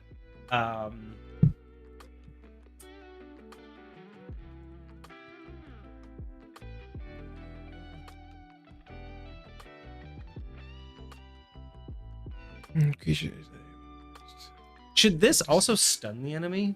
Based on what's actually happening here in terms of like effect, right?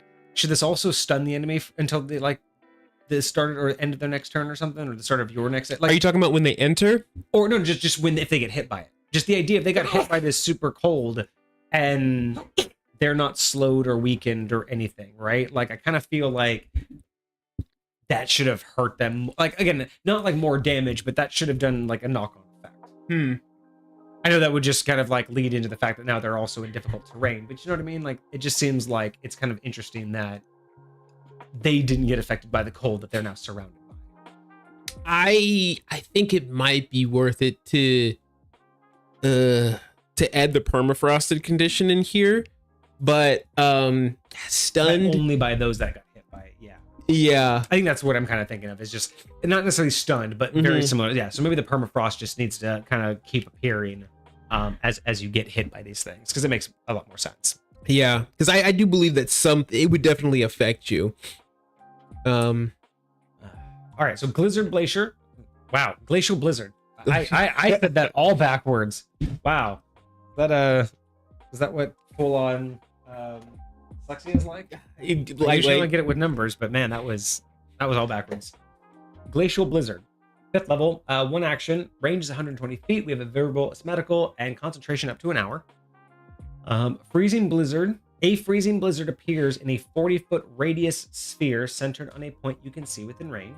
Wow. Until the spell ends, the area is considered difficult terrain and heavily obscured. Any creature that starts its turn or ends its turn must make a Constitution saving throw, taking 68 cold damage and falls prone, or half as much on a successful and is not prone. After a creature fails more than 3 times, in the blizzard, they are permanently permafrosted. A greater restoration spell can end this effect. So you could get trapped in this blizzard and screwed At higher up. levels, you can cast a spell using a spell slot 6 level or higher, damaging by 1d8. I mean, this is very much starting to be controlled. Now I'm starting to wonder if this whole build, like, while it looks like it's creeping up nice, it's starting to borderline on OP. Because, like, as not OP as each individual thing that you can do is turning out to be, the combination's becoming dangerous. Because this really is like a crowd control build. You know what I mean? Being able to blast them with one spell, make difficult terrain, cast this on top of that terrain, so that it's harder for them to leave it. I will say they're both concentration, so you cannot cast both of them at the same time. No, but you could. Oh yeah, but you wouldn't be able to get the difficult terrain. But if you could get, yeah, but if you can cast one to get the permafrost, so they're slowed, then cast this thing. I mean, they're already going to be permafrosted, but if you can get them permafrost beforehand, and then if you had, oh my god, then on top of that, you had somebody else in the party. And here's the deal: when they're spike growth. permafrosted, their speed is halved. So and then they're on difficult terrain, so their speed is quartered. And then imagine spike growth on top of that. See, spike growth, that would be dirty. Now imagine like free flavoring it. That's like these little ice spikes popping out. No, I think there's someone else. So another party member. Yeah. Oh, and then you have the monk cast Cloud of Daggers. Dude, you'd never, like, those 3 spells right there, boom, boom, boom, AoE death. AoE death in, like, just wild. Nothing's gonna come out of that. They're permafrosted, they're quartered speed, and they're taking damage the start and end of each and every round. Wild. Absolutely wild. Oh, and then you really mess with them and cast darkness on top of all of that, so they don't know where they're going to leave. You're like, I get out of here. Actually, that's a good idea for spike growth. Just cast darkness and disorient them. Interesting. Although they probably just pick a direction and just keep walking. And just run. Yeah. But hopefully you'd the blizzard is heavily obscured. Okay, so you already can't see in the blizzard. Oh yeah. Yep. That's true. Okay, so I like that. I think that a lot. Works. I do like the AoE concept. That make the hour make sense. You know, you can like block the entrance to somewhere so people can't find it, and then they would just take damage trying to get in. Small room, you could just, you know, cut off a whole small room. I'm curious if this is like because it reads kind of like one of my favorite spells, Call Lightning.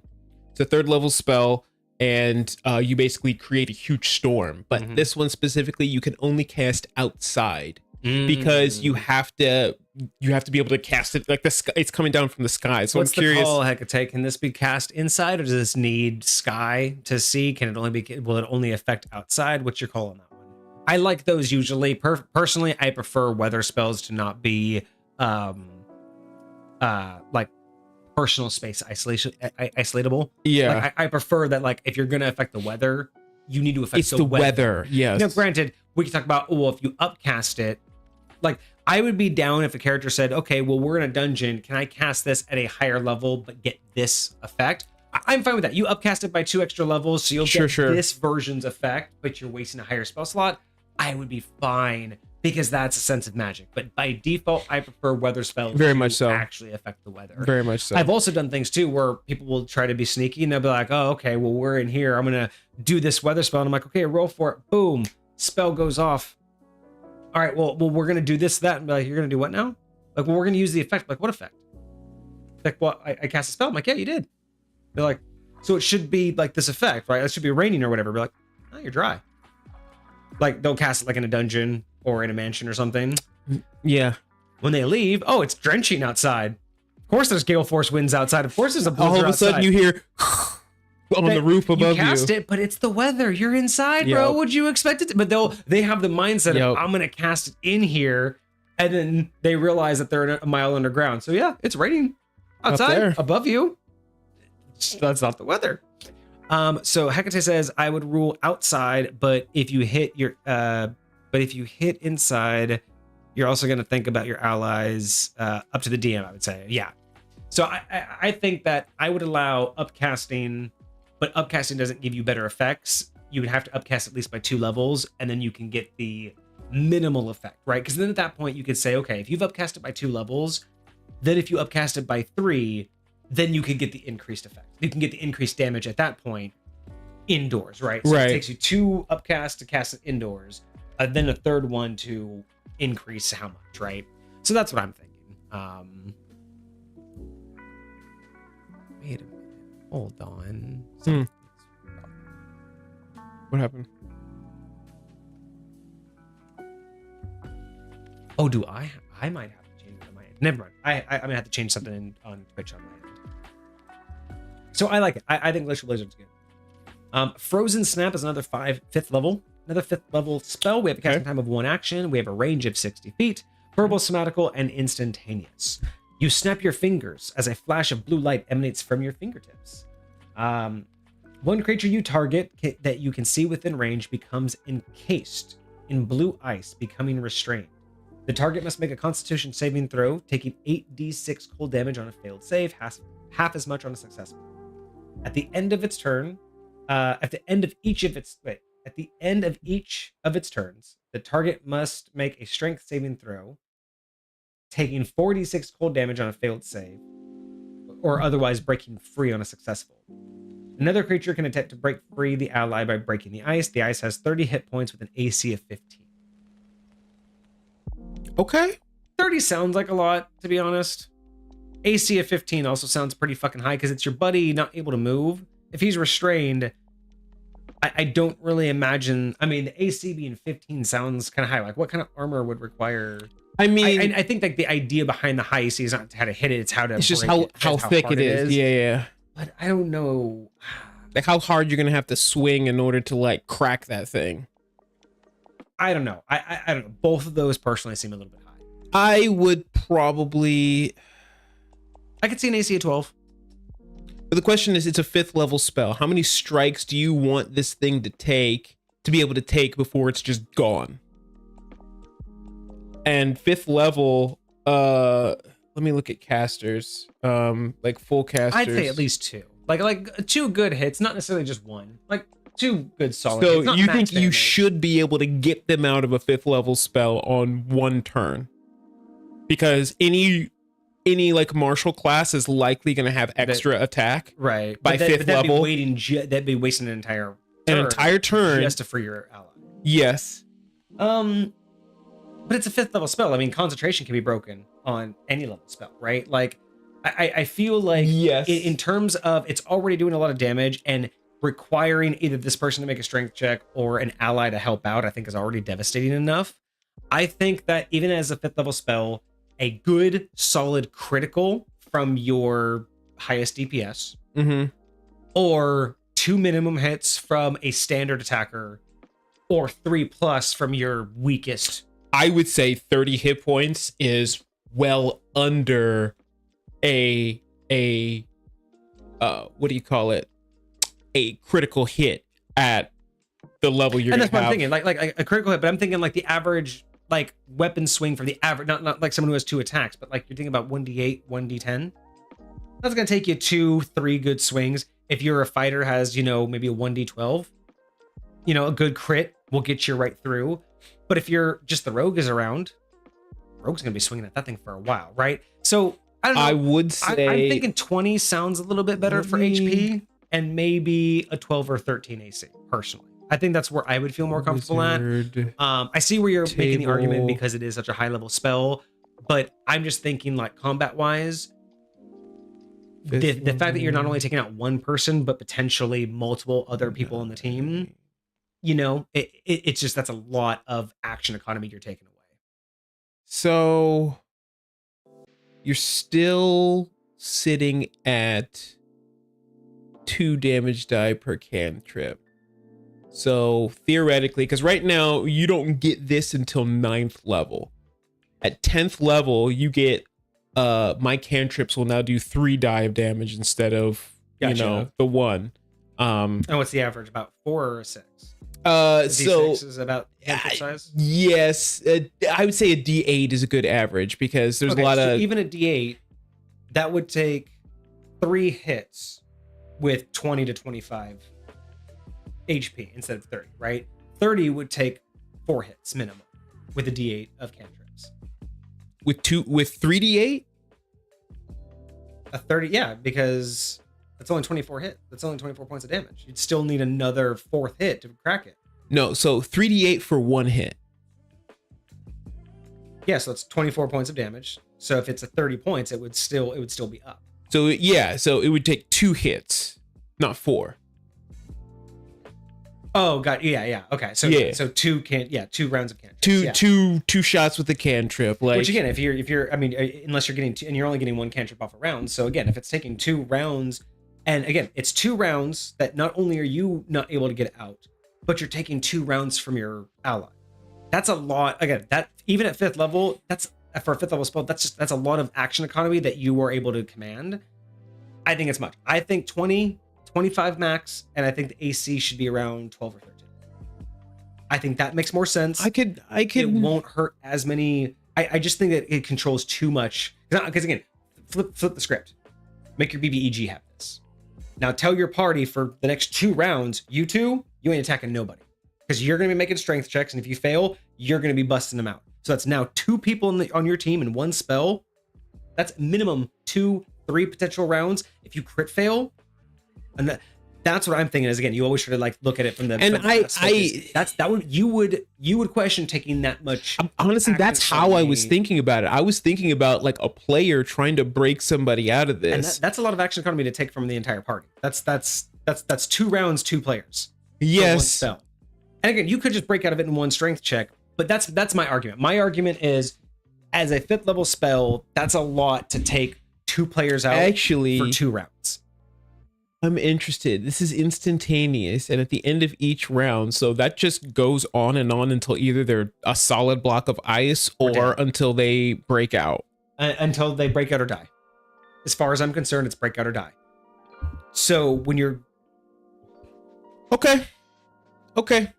With that being said, but there's no time limit, right? It's not like it's just going to end. It's not like it's going to last for a minute or something like that. If no one does anything, to be honest, with that much damage, dude, can you imagine oh my god.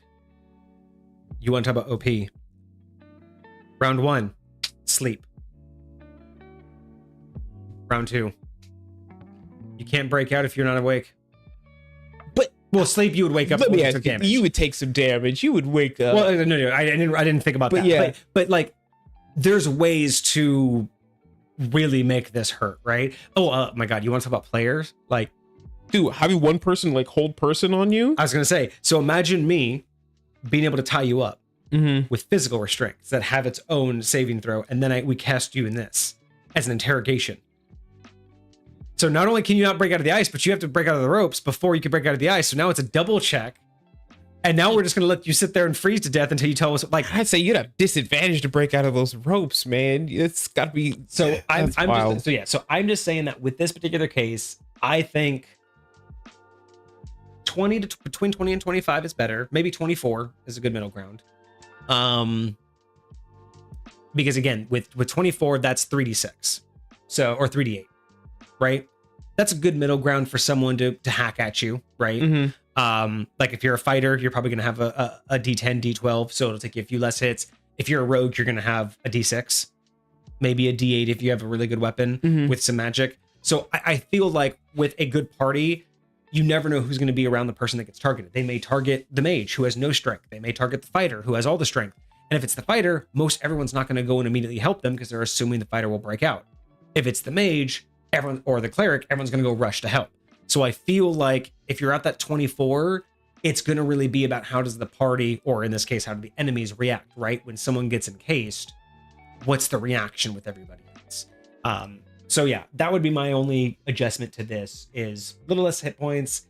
And I don't know, AC of 15, it doesn't sound that bad. I don't see how a block of ice would be that hard to hit. Because again, AC is the difficulty to make contact and do damage, and then there's the damage amount, but I don't really feel like it's harder to hit. Do you remember X-Men?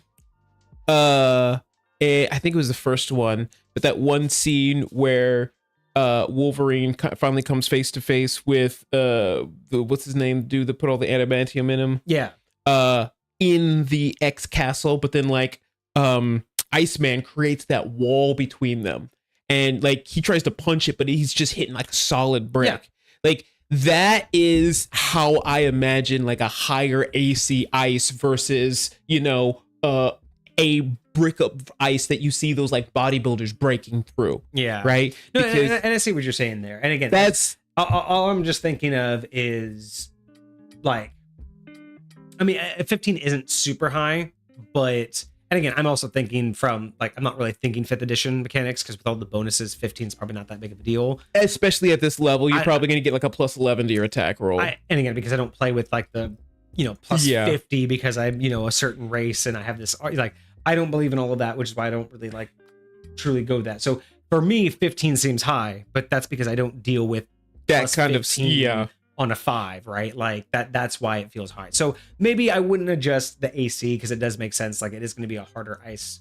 to break. So you need to do more to actually do the damage. But I think the damage is high because once you do hit it, you should be breaking, not quick. You shouldn't just be a one hit done, but you shouldn't be spending 4 or 5 rounds hacking at that to release one person, right? That's where I feel like if you were to throw that on your players, they would feel like that was OP, right? And if you can get the spell off twice, like, good night. If there was any chance that you were allowed to do this spell twice, you take out the healer and the strongest guy on the team, good night, game over. Dude, if you're a sorcerer, bro, twin spell. Just both of you right now. Dog.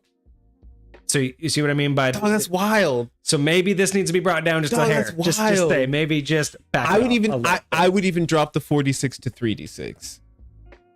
I would, because that's every turn that you don't break out. Like I'm okay with that. But okay, yeah, no. It's a good spell overall. I like the spell. I think there's just it's a little bit too devastating too quickly. Like it could snowball.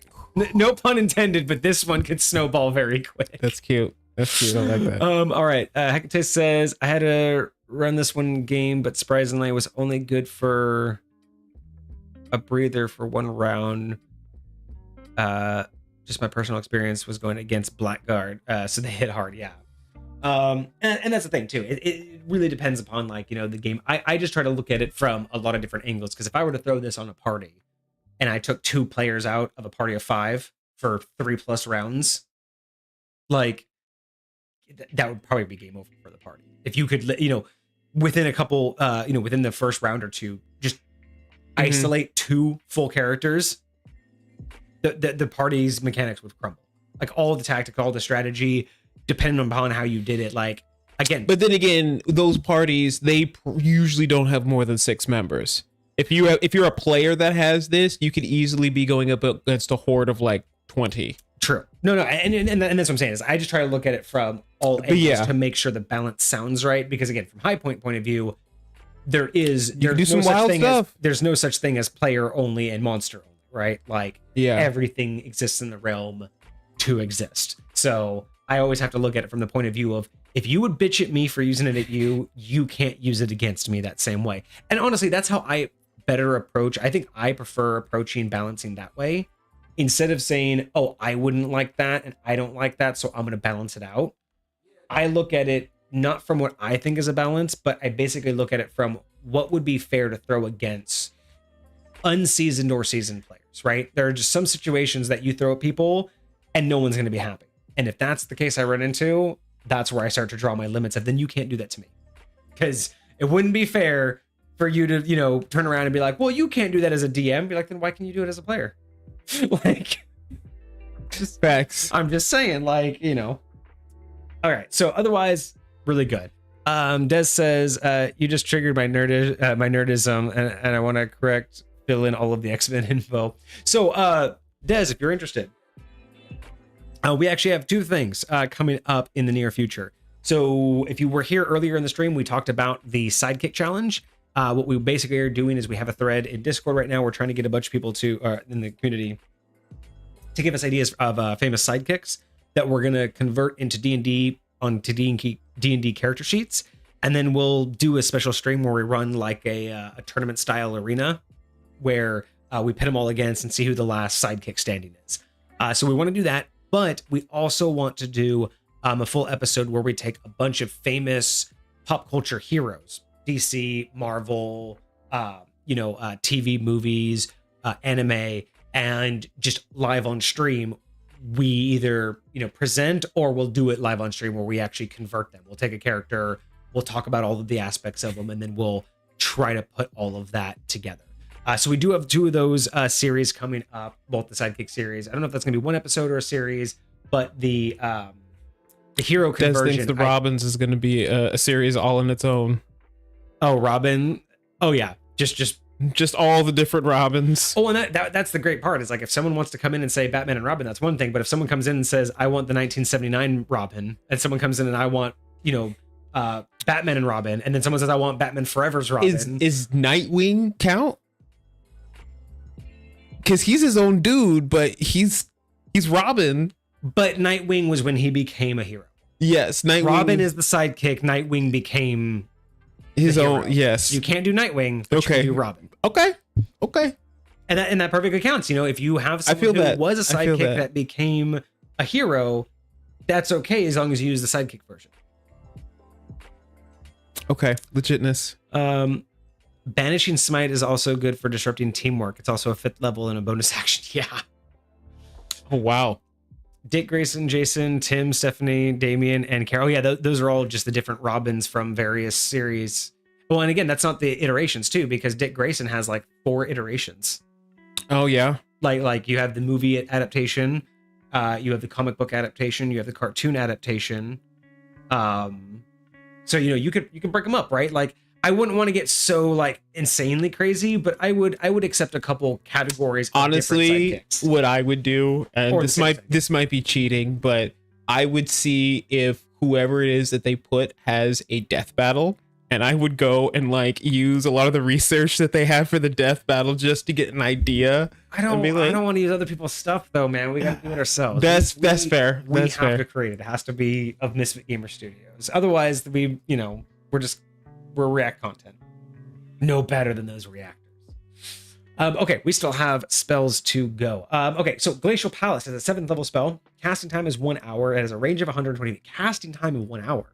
Duration is 24 hours. You tap the ground, causing a blue snowflake symbol to form beneath you as a frozen blue palace forms from the symbol. The palace must fit within an unoccupied cube of space up to 120 feet on each side. It can't be dispelled by Dispel Magic, and Anti-Magic Field has no effect on it. A Disintegrate spell destroys the palace instantly. You make all decisions about the palace's appearance. Only you and any creatures you designate within the casting spell can open or close the door. If a creature attempts to enter the palace, the creature must make a Constitution saving throw, taking 10 cold damage on a failed, and becoming permafrosted for 1 minute, or half as much on a success. Even if the creature can enter the palace, the magic here hinders it. Whenever it makes a saving throw inside the palace, it must roll a d6 and subtract that number from the roll of the d20. All living creatures are known by you as long as they are inside the palace. I like that, so you kind of just have a general sense of what's inside. As an action, you can perform any. You can tell where the body warmth is. The palace. You can make all creatures you choose make a dexterity saving throw, taking 3d6 cold damage and 3d6 piercing from stalagmites. So basically, just like it's an alarm. Mm-hmm. Doesn't affect flying creatures. I love that little addition. You can make all creatures you choose make a strength saving throw, or become restrained by icy mist that solidifies. Flying creatures who fail fall. Creatures who fail repeat the save to the end of their turn until successful. Casting the spell in the same spot every day for a year makes this effect permanent. So you can basically make yourself an ice castle in a certain place, which really isn't great for players, but leads perfectly into letting this be an NPC.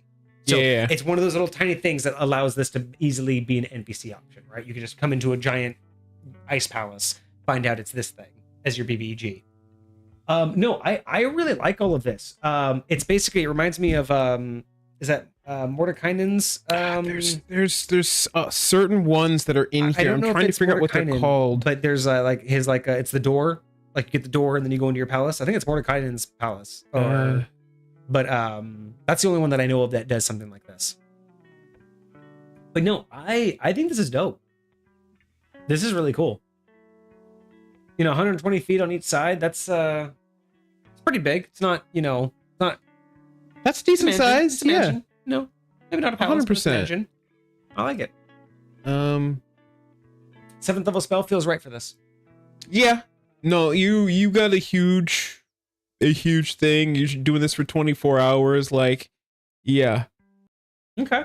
No notes. Like, I got nothing for that one. It's good. Freezing Aura, 7th level spell. It is an action, 90 feet, concentration up to an hour. You target a creature you can see within range as a veil of blue frost envelops them. While affected, the target is immune to cold damage and has resistance to fire damage. When hit by a melee attack, the attacker takes 6d8 cold damage. When you upcast this above 8th, the damage increases 1d8. So basically, you give them a reflective ice shield. Freezing Aura, yeah. It's lightweight. What is that spell? Armor of Agathis. Which is basically like your temporary hit points. Anytime somebody hits you while you have that temporary hit points up, they take a certain amount of damage. Okay. But this is a way cooler version of it. I like the immune to cold and resistance to fire. I like that. And yes. It's kind of like a reflective. If you attack me, you're going to take damage back. Yes, like that. I do. Yeah, no, I like that. Des says Mordekainen's Private Sanctum at 4th level and Mordekainen's Magnificent Mansion at 7th. That was the one I was thinking. Magnificent Mansion. That's what that one kind of gave me the same vibes for. Yeah, freezing Aura. I like it.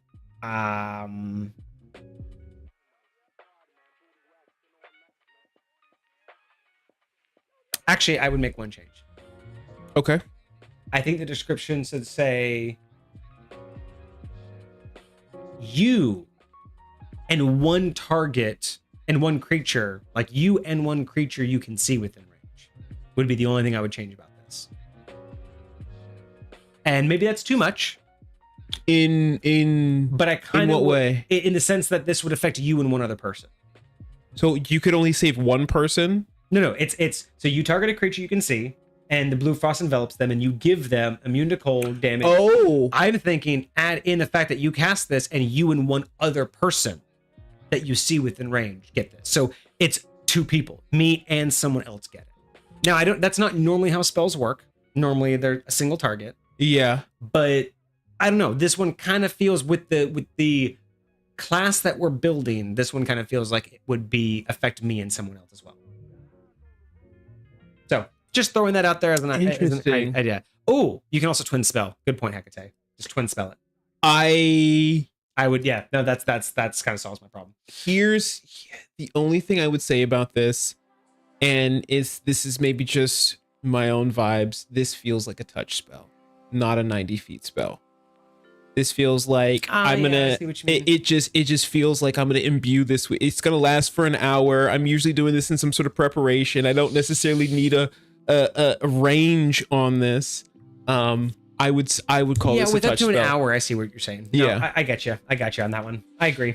But okay. All right, we got two more, and then we can get to the actual questions. Let's do this. Okay, so curse word freeze. 9th level transmutation is one action. It has a 120-foot range, verbose magical, and is instantaneous. You utter a curse word infused with chilling power to a target you can see. If the target has fewer than 100 hit points, it freezes to death instantly into an ice statue. Otherwise, it makes a Constitution saving throw and takes 20 d8 cold damage on a failed save, or half as much damage on a successful.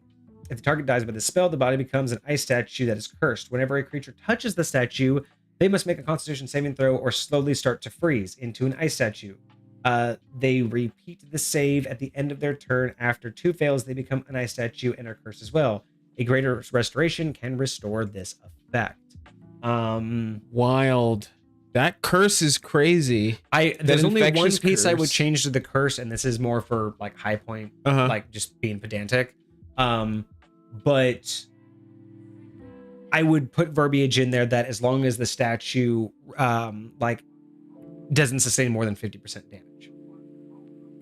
And I'm only saying that because if you give me an ice statue, you can shatter the statue. It's an ice statue, right? If it shatters, because that tells me, okay, I'm gonna gear up in gear that's not curseable. Like I'm gonna glove something that I can't get cursed in, and then I'm gonna shatter this entire thing into as many pieces as I can.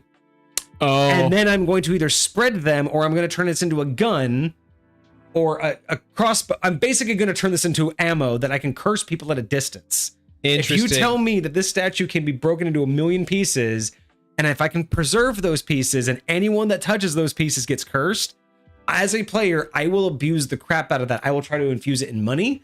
I will try to infuse it in bow and arrow. I will bolts. I will try to carry it around magically and throw it at people. Like, I would say my only pedanticness is because they go into a statue, as long as they don't sustain more than 50% damage, the curse remains. Once the statue has been damaged more than 50%, I say it should lose the curse, because then you could say it melts. If it melts more than 50%, like there's got to be little chunks that come off. Yeah, right. If a small piece comes off, that piece should no longer be cursed. Yes, and I would agree with that. That's just I would definitely agree with pedantic. that. It has nothing to do with the actual spell's usefulness, but that's just when I think of the creativity of, wait, every piece is cursed for eternity. Would you say if somebody chopped it in half, you could use 2 if they kept both solid enough? I would say that it would have to be more than 50%. Okay. So that's the idea. So it's only one side would still be cursed. Because, once it becomes less than 50 or at 50, you've basically severed whatever ability it has. Okay. I'm here for that. Hecate says, "Oh, definitely would not work that way." So I would definitely say, like, just the idea of letting this thing spread is dangerous. But and that's the only thing too, right? Someone gets hit by this, and then let's say a party member gets hit by this. Again, always flip it on the party to make sure it's balanced. You freeze one of the party members, they succumb to it. Another party member goes over to them, inspects them, touches them, starts to succumb to it. They catch on. And let's say, they catch on, or let's say it wasn't their party member, but something got frozen and they catch on that they can't touch it anymore. I would be like, well, if I can destroy it, we don't want to run the risk of anyone being cursed, so we should destroy it, right? Let's say you do this on the BBEG. Now he's a frozen statue. You don't want this curse to inflict anybody else, so you would destroy the statue to make sure that this curse can't be inflicted onto anyone, right? So that's kind of the reasoning why I would be like, well, at what point does the curse get lifted? Right. So 50% is just a random number, but the idea is a statue can be damaged and still cursed, but there's got to be some marginal point you say, okay, 49. Once you hit 49% or at 50, curse is gone. Like, it has to have more than 50% to be intact.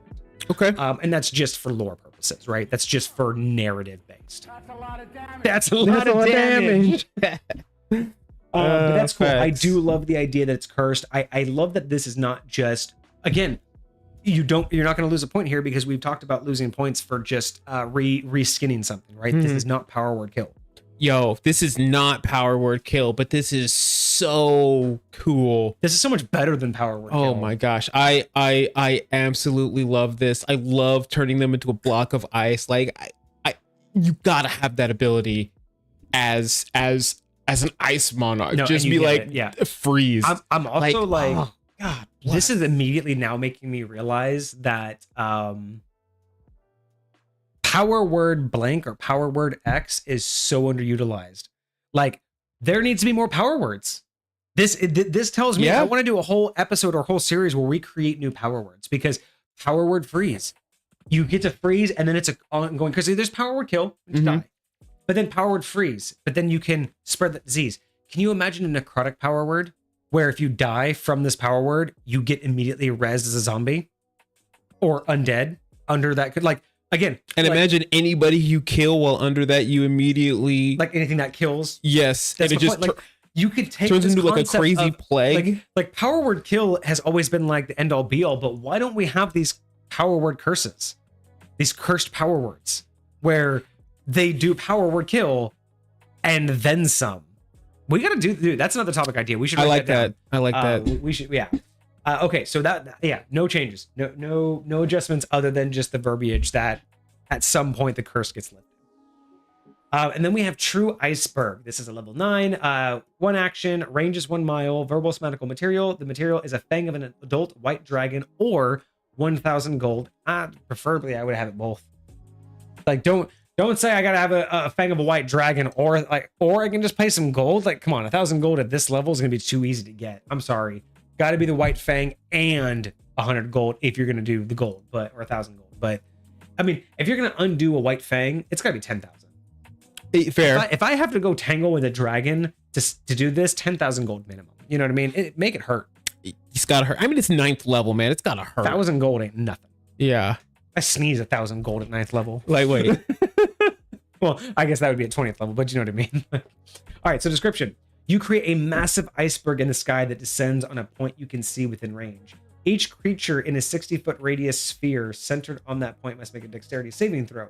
A creature takes 15-8 cold damage and 15-8 force damage on a failed save, or half as much damage on a successful one.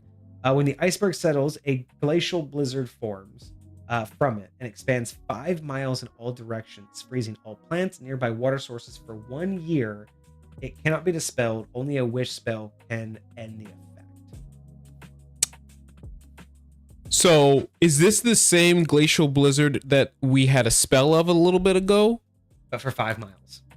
And permanent? For 1 year. For a year.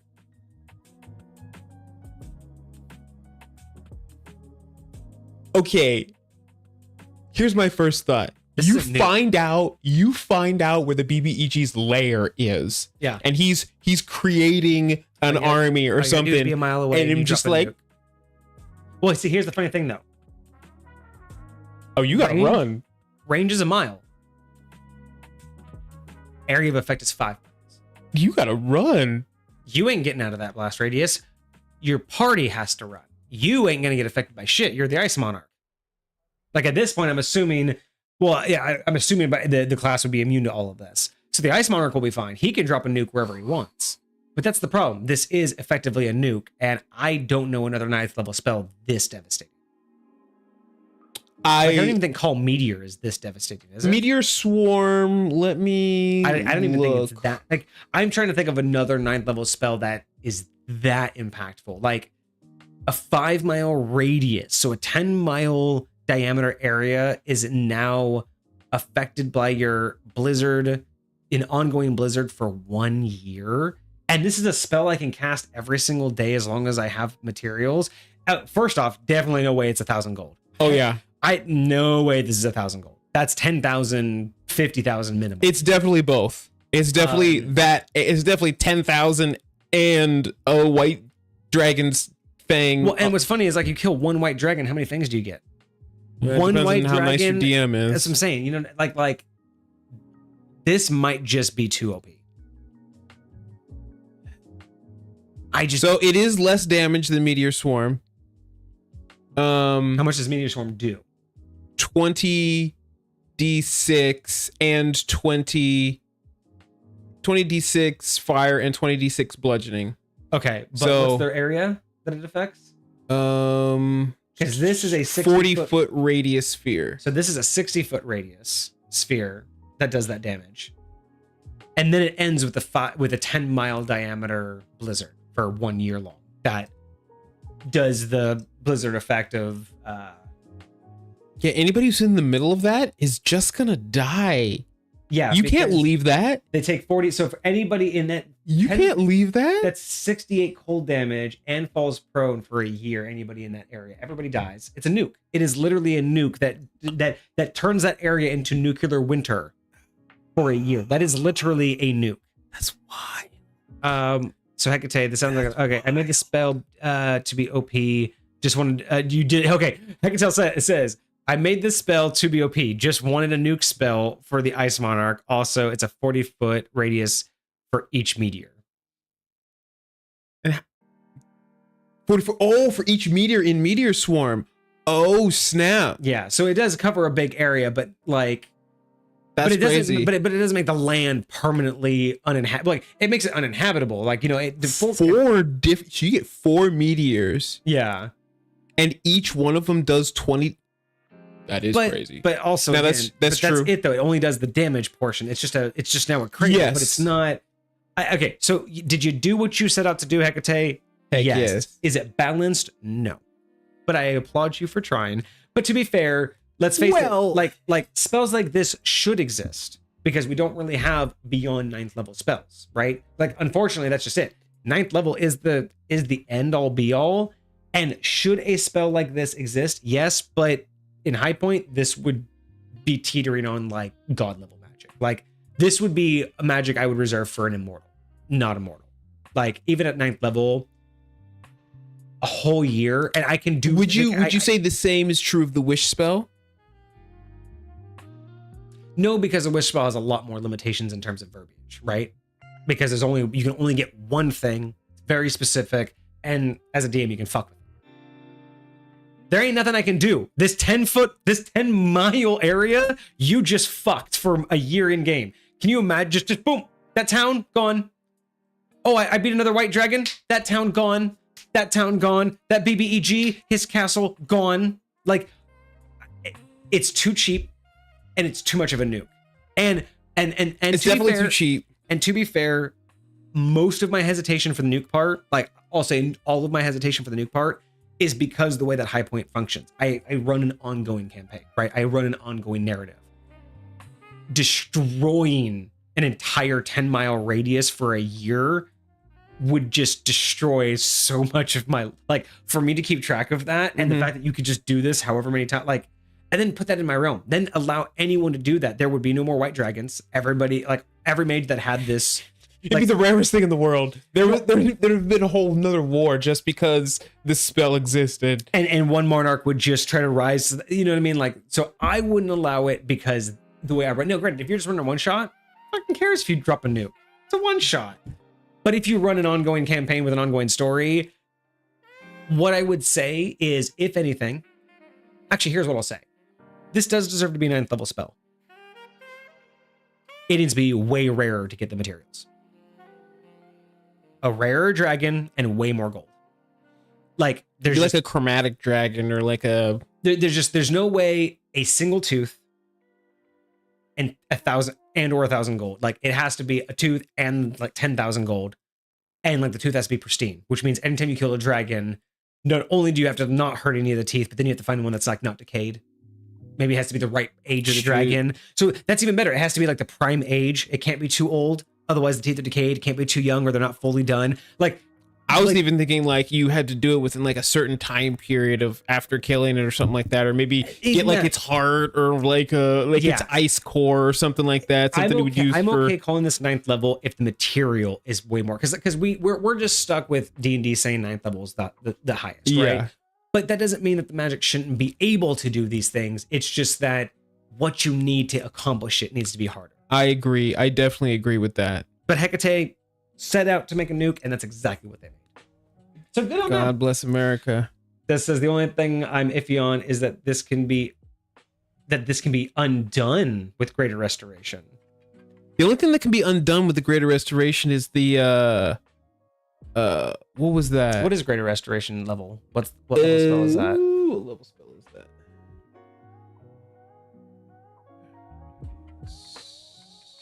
I do agree, Hecate. Ancient Dragon would be better, and yeah, D&D, I would never trust them. Gold rules. Apparently, it's a D&D 9th level. Gross. No. Yeah. But yeah, I see what you're saying, Des. Like, I don't think Greater Restoration would be like Wish would be proper to undo it. Does it say Greater Restoration? Yeah. Greater Restoration spell can end this effect. Oh, that's for Glacial Blizzard. Oh, oops. No, you're absolutely right. Only a Wish spell can end this effect. Okay, Des. My bad. I was on the wrong one, Des.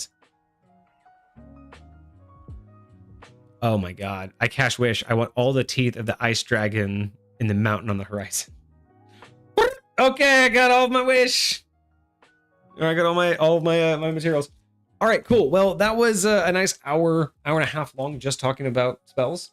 It's some cool spells some though, man. Man. Spells though. Gosh, thank you for that. I'm stealing a lot of that for sure. Okay, so give us a quick rundown of a sorcerer pre-build. All right, so I'm pretty sure sorcerers, you get your origin at level 1. So a lot of this stuff that you're going to be getting, is this all level 3 stuff? It does say third level. 3 is when you tap into ice. So at this point, you're just a sorcerer. Okay. All right, so you're going to get your spell casting, you're going to get your sorcerer origin, so I'm guessing your spell casting magic and things of that nature. You get Fount of Magic at level 2. Fount Fount of Magic is basically where you get your sorcery points. You learn flexible casting. You can turn your sorcery points into spell slots into sorcery points, things of that nature. Then at 3rd level, you get your meta magic. And I think you get to start with 2 meta magic options. You got careful, distant, empowered, extended, heightened, quickened, and all of them just are very much what they sound. Some you can make your action spells a bonus action, which is crazy powerful. Some you can avoid your verbal and somatic components, making it undetectable. Some you can do a heightened spell doing max damage regardless of what you roll. We've already seen these spells can do good a lot. gravy. So yeah, so this is going to be great. You could do all kinds of cool stuff with your sorcerers, but then at your 3rd level, you'll jump into some of these guys too. All right, so we get Frosted Essence, level 3. Starting at 3rd level, you slowly tap into the Essence of Ice. Whenever you cast a cold damaging spell, you can spend sorcerer points equal to the spell's level and increase the damage die by 1. You can also spend 1 sorcerer point and create up to 5 pounds worth of ice. This increases by complexity at higher levels. Okay, so right off the gate, before we get into the bonus point or the bullets here. So anytime you cast any magic that requires ice, which is great. I love that. I love that they're trying to lean into you're not casting anything else. We don't want you casting anything else, right? But you're going to be able to spend your sorcery points. So you've already spent probably a sorcery point to cast a spell. You can spend additional ones, so giving up the ability to cast other spells to infuse it with more damage. Yeah. And you can already do that. So that's basically like, because I mean that's just what sorcerers can do, right? They can upcast, but that's different. This isn't upcasting. No, you're just adding another damage die. Just adding damage. Yes. I would say the spell's level per damage die. So if it's a 2nd level spell, you need 2 sorcery points per damage die. I would say I would only use this feature on 1st level spells if that was the case. Yeah, because anything after that, you might as well upcast it, right? Not all of them can be upcasted. So if you want to do it on something that can be upcasted, so I get that. This is just giving you the ability to upcast all your spells. To up the damage of all your spells. Gotcha. Yes. Okay. Which is nice. All your cold damaging spells specifically. But you're right. After 1st level, this might start getting too expensive. I would say I would say a sorcery point per damage die isn't a bad trade. No. A sorcery point per damage die, because honestly, you at 3rd level you're gonna have what, 3 sorcery points? Like what's the sorcery point? Oh yeah, I should have brought that up. So you get sorcery points basically according to your level.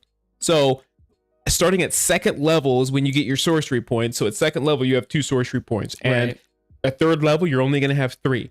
Right? Now, granted, at 3rd level, you just now had the ability to cast 2nd level spells. So you could theoretically add 1 damage die to a 2nd level spell, period. And that's it. And then you would only have 1 sorcery point left. I agree with you. I think it would sound better just basically giving it the ability to one for one instead of equal, because you're right. You would run out of spell slots after 1st level. You would just run out of all your sorcery points. So yeah, just spend a sorcery point additional and up the damage by 1, and that's it. So basically giving you a mock upcast on everything. Yes. And some of these spells that you can't upcast, this may be more beneficial if you just had a 1 damage die increase instead of doing the whole upcast. If you don't need the extra range or any of the extra stuff, you can just be like, I just want to bump it up.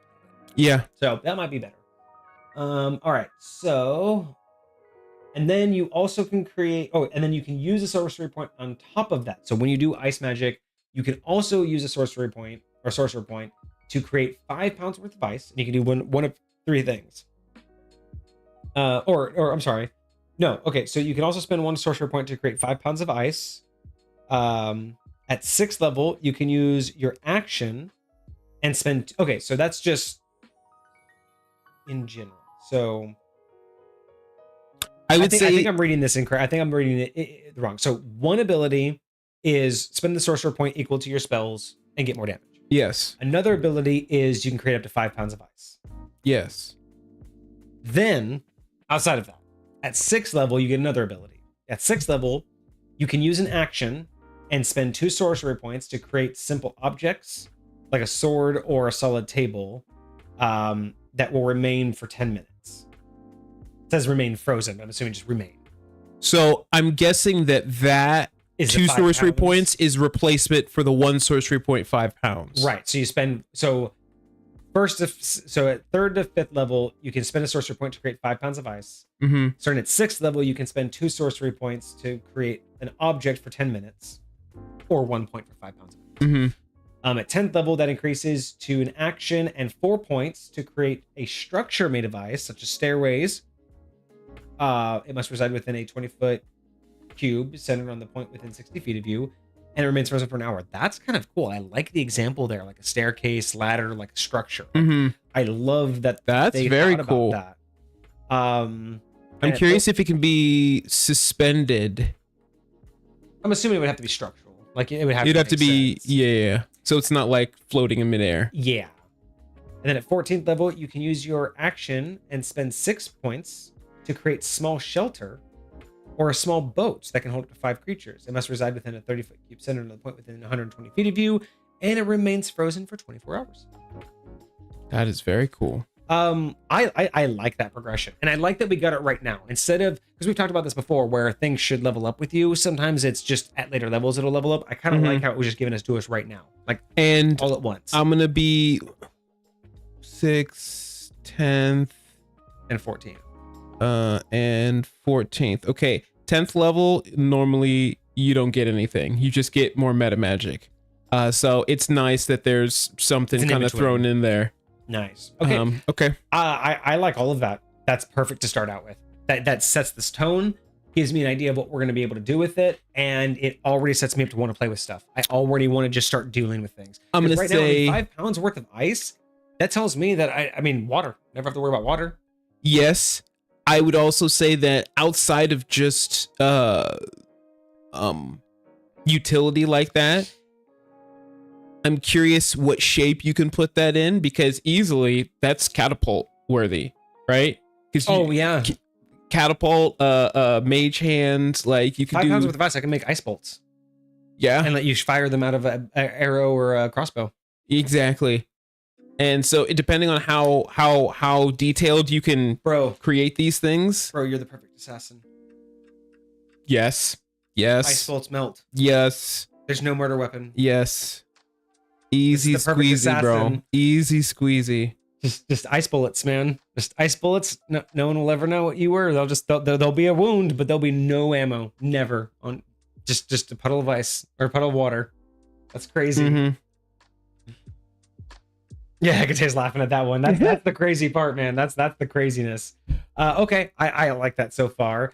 We also get Frosted Veil. At 3rd level, when you cast a cold damaging spell, that's 1st level and higher, so no cantrips, which I don't think we have any cantrips right now. You can gain temporary hit points equal to the spell's level plus your charisma modifier. Upon reaching 10th level, you can add your proficiency bonus. You can use this ability up to your proficiency bonus and regain it at a long rest. I like that. Yeah, I really do. Yeah, you give yourself a little bit of temporary hit points. Again, it goes along with the idea that you're infusing yourself more with ice, because the more you use ice, the more it compounds around you, the more it helps you. No, and I don't think that's a lot of HP, right? That's it's equal to the spell's level, which is not a lot, plus your charisma modifier, and then eventually add your proficiency bonus. And you only get as much as your proficiency bonus, which we love linking that to. 100% because it scales with you. No, that's great, and I love that it's at 3rd level. I love it. I really like that I didn't have to wait for that. I don't feel like there would have been any reason. I mean, I could see the argument. You could make that have been a 5th level, but I don't think it's necessary. Very much so. Very much so. I like it here. It gives you a little bit more quality of life. Gives you a little bit more survivability early on. It makes you less of a glass cannon as a spellcaster. Very much so. Very much so. And you're already talking about being able to make a sword. But again, that's not till 6th level. But still, like, you'll actually be able to do some damage up there without worrying about dying every 5 seconds. Now, granted, not gonna be the highest. I mean, but you could also, you're a sorcerer. You can use mage armor. Mage armor gives you AC plus, I think, your spellcasting modifier. Yeah. So yeah, okay. That's not bad. That's not bad at all. Yeah, no, I like that right out the gate. So what do we got till 4 to 5? All right. So level 4, you're gonna get your ASI. And then also, is this, no, that's an optional feature. Yeah. And then that's another optional feature. Yeah. There's really, you get an ASI and that's about it. So I guess I'll mention these. So you get some optional features. One's called Sorcerer's Versatility. Whenever you reach a level in this class, ASI following, hold on, represents the magic within. It just basically says you can replace a meta magic option or a sorcerer spell. Then it also says magical guidance. You tap into a wellspring and you can conjure success, failure, make a check that fails. You can spend 1 sorcery point to reroll. So there are these optional features. I'm not sure where they come from exactly, but you can basically add in an opportunity for you to spend a sorcery point to reroll a failed check. Sorcerer's Versatility just says you can like replace your spells, which I feel like is fairly standard at this point for a lot of things. But outside of an ASI, you don't get anything until your next feature at 6th level. Okay. Other than more spells, obviously, as you level up. All right. And then, yeah, we would have gotten more spells here. Glacial Blizzard and Frozen Snap at level 5. Mm-hmm. Gotcha. All right. So moving on to level 6, we have Icy Soul. At 6th level, your elemental power over ice is now engraved into your soul, allowing you to gain resistance to cold damage. We wanted to see that. Heck when yes. walking on your arcane your arcane magic leaks through your feet, leaving thin ice prints, but allowing you to ignore difficult terrain created or caused by snow and ice. So those spells that you're walking through, you're just automatically, by level now 6, you're chilling. but I do like that before that you would have been affected by it. So it took you a little bit while. Additionally, you can spend 2 sorcerer points to target yourself and 1 other to walk on water for 10 minutes by causing the water to momentarily turn into ice when you step on it. Kind of like I was talking about earlier. Interesting. 2 sorcery points. And so here's my biggest thing on this is I would probably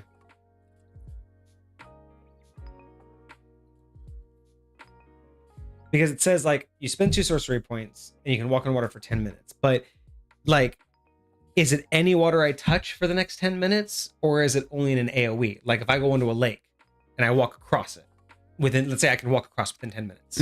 So let's say it takes me 5 minutes to walk across a lake. Okay. I walk across and you're behind me. Do you have 5 minutes to cross the lake on the very path I made, or did you have to walk with me because I'm basically walking on a moving glacier? I would say both of you, because the way it's reading to me is both of you would have water walk on you. That's okay. So I'm sorry. Both people's feet would be creating the ice underneath their own path. But like I said, okay. So let's say like I just cast it on myself, though, and then I walked across the lake. I didn't cast it on you.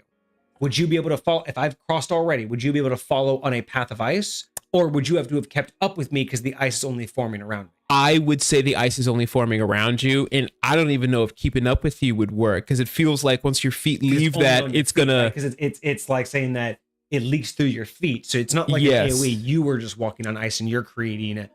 Just basically what you're standing on.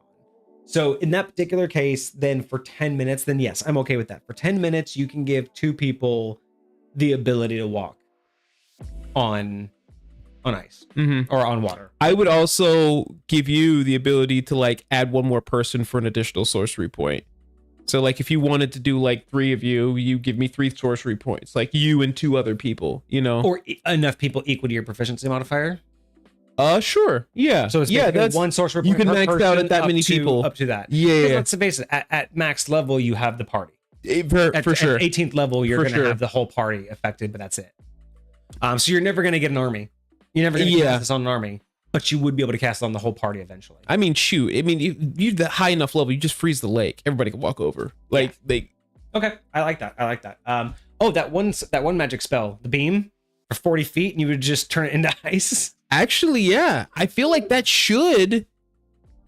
What was that, a 5th level spell? I feel like that should totally freeze water. And it says it makes it difficult terrain. So as far as I'm concerned, the water has to be difficult terrain now. Shoot. Okay. And I would ignore the difficult terrain by now. I really do like the resistance to cold damage. Yes. I would say that there might be an argument to getting it earlier because there's a lot of things like your Dragon Soul Sorcerer immediately gets a resistance to whatever color dragon they are, but I'm okay with coming into it. I think what it should have been, here's how you fix that. I'm okay with cold resistance or resistance to cold damage at level 6. What we should have started out with at level 3 is a resistance to cold environments.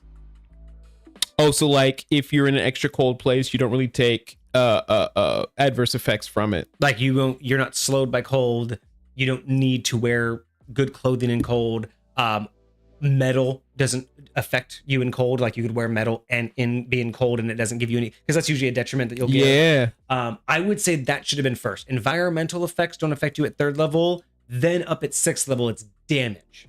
Interesting. That I feel is the right way to go. I'd mess with that. I'm here for that. Because I feel like those are two different things, right? Trying to attack me with and an it is a ice progression sickle too. Is different than me just sitting out in the cold. Yes. And I feel like at level 6, you stab me with an icicle. Yeah, I'm gonna laugh that off, right? But beforehand, I feel like I've always like the moment I attached myself to ice, I should have been able to walk outside and not feel it. So that's where I would make that slight change, is just environmental versus okay. I'm here for that. Because I get you. Yeah, most people would be able, like earlier on, like Dragonborn also get to like have their resistances early on, right? So it would make sense. But if they said the resistance was to environmental, I think that would make more sense with how a sorcerer progresses. And I do like born, that they weren't born with it like a Dragonborn was. It's yes, power that's building, becoming strong. Yes, it wasn't like you weren't born at its maximum potential. Like that resistance is its maximum potential. Like this is something that's growing within you. Well said. So I feel that.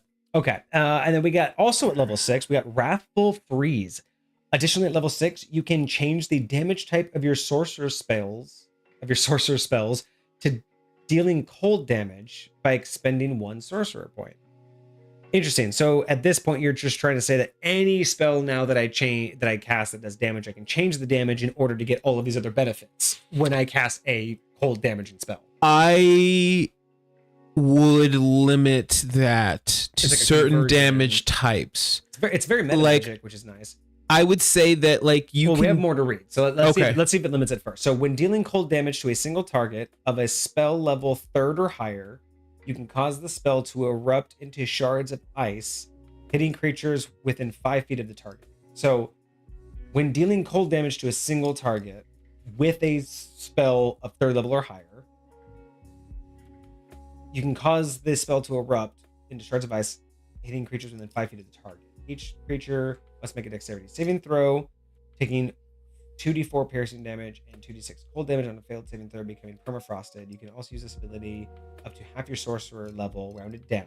Regain it at the end of a long rest. So this is doing a couple of different things. First off, you can change any damage of any spell to cold damage, which also has knock-on effects because there's other abilities that we've already read that affect anything doing cold damage. Yes. But what this also does is says that anything dealing cold damage, once it's done its thing, will then explode and do cold damage to other people. Specifically single target. Single target, so not AoE spells. So which a lot of the spells we've seen. So it's turning any spell into cold damage, but also giving any cold damage spell, a single target cold level spell, a bomb effect. Is it too much? Is it too much to say that it's turning any spell into a cold spell? And by the way, any spell that's a cold spell also explodes. Are we getting too much for the same thing here? It is an additional 6th level feature. I like both. Let me look at some things real quick. I like both of these, right? I like the idea of, because you were talking about this, right? Like converting spells, but that also takes away the nature of being tactical. Because being a specialized sorcerer when you chose as a player meant that you knew you were going to cut yourself off from stuff, right? Like being a ice sorcerer, you knew you were going to cut yourself off from fireball, but now you wouldn't have to. Like a fireball is a sorcerer spell.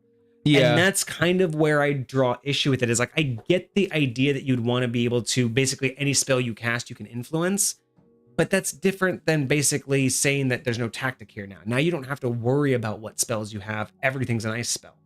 Yes. And which is why I would say specifically, I would limit what things can be converted. Like there is a certain like genre of stuff. Like you wouldn't be able to convert force damage. You wouldn't be able to convert psychic damage. You wouldn't be able to convert necrotic damage. Elemental damage. What about damage? Converting elemental damage. I think you would be able to convert lightning, maybe thunder, but thunder's kind of pushing it. I would say fire is fine, and I would say poison is fine. I would even say acid is fine. But not like psychic, not force. Not psychic, not force, not slashing, not radiant, not necrotic so either. it'd have to be something like more what you would consider elemental. Very damage much so. And I'm okay with that. If this says that at 6th level you can change any elemental damage to Yes. cold, I'm okay with that because that makes more sense. And then by saying anything that deals cold damage explodes with using a Again, I'm trying to think like. See, I would What good single target? I would expect that this would need to be an extra sorcery point. At 6th level, when you deal cold damage to a single target, you can spend an extra sorcery point and have that spell explode. I feel like having any cold damage explode just gives every spell an additional like it just gives every spell a buff. Well, again, it is. So I'm trying to think of the single target spells we would be talking about.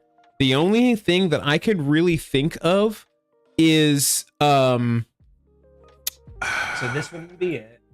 So it wouldn't be that. Glacial Touch. Make a melee attack against a creature within reach. Yes, target. That would work. Again, they got to be in melee, but that would work. Glacial Coat. Oh no, that's coating. Actually, Glacial Touch. Go back to Glacial Touch. That is just inflict wounds, but yeah. So that would definitely work. But that I'm curious if that would affect you because you'd be within 5 feet of it, and it doesn't. That's the only one.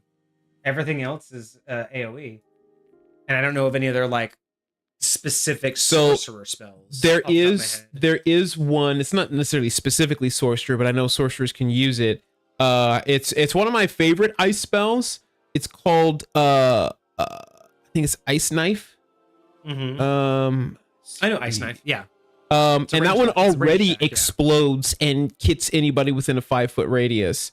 So this would just do additional. Yeah.